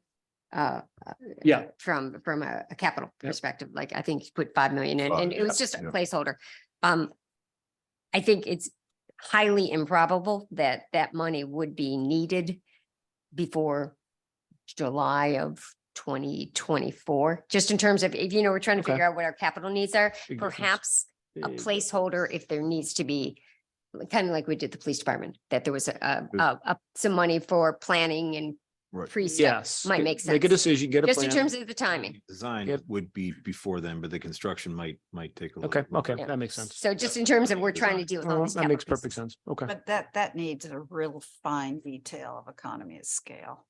I mean, the towns, the locations, what you're putting Yep, into it. I yep. think there'd be more resistance to 5 million on that than there will be the police. Is Absolutely. there a view as to whether or not on the, if you think of it as the regional side where you could get some other towns to come with you, Oh, I think even so. if they weren't willing to put the money up, is there a revenue generating Yeah. perspective where Yeah, you could that's definitely- sell them a subscription question. or lease them? That's what I was- that was what I was thinking. Facility in town, Exactly. we would have no shortage of other departments that would want to use it Yep. and need. to I think Yep. that's true. Yeah. And if you were to go to another town and did you have a sense of how much they pay? I think we could probably cover the operating costs of the facility. Right, see, because that kind of information, those numbers are what Really important. people on this board would Mm. love to Important. chew over That's and right. say, This is all kind actually of putting money up. Ballpark. 100,000 It's foot, ballpark. I understand. but It's all, yeah. The problem is. Intuitively that makes sense. the Ranges available to police departments in this region are diminishing. Yeah. We would course. typically go to Worcester Mountain, which is up in Danbury. It's an outdoor range. Privately run, but on state land. We used to have the ability to utilize that range half days on Wednesdays, Thursdays and Fridays. The state has eliminated Thursdays. Really? We aren't the only department that goes Jeez. there. Lots of other Lots of departments them. go there. So now having 2.5 days shrink down to 1.5 days. The scheduling is a nightmare now. So But what about, isn't West Cog planning a regional training facility? they are, but their numbers are a little bit sketchy in my opinion. They're talking a $3 million range, which I don't think they're gonna be able to do. That's gonna be able to accommodate the rifle distance. You need 50 yards to do a rifle. They're banking on state grant money, which has to be matched by that council and that group. And also that facility, if it was built in Newtown, would be largely utilized by Bridgeport. I thought I saw that Wilton was a potential place for that facility. I don't think that surfaced. I think that was some of the early conversations, but that is not what's been widely talked about now. That's what's widely considered the location for that West Cog facility is in Newtown. And that would be heavily utilized by departments in that region. And scheduling will be a challenge there as well. And it's quite honestly, it's further away than where we currently go. So What about the Fairfield County? Separate facility. It wasn't just the one up there, was it? Yeah. It was That- ever well, that's only kind of what they- one? I thought we were looking at multiple sites.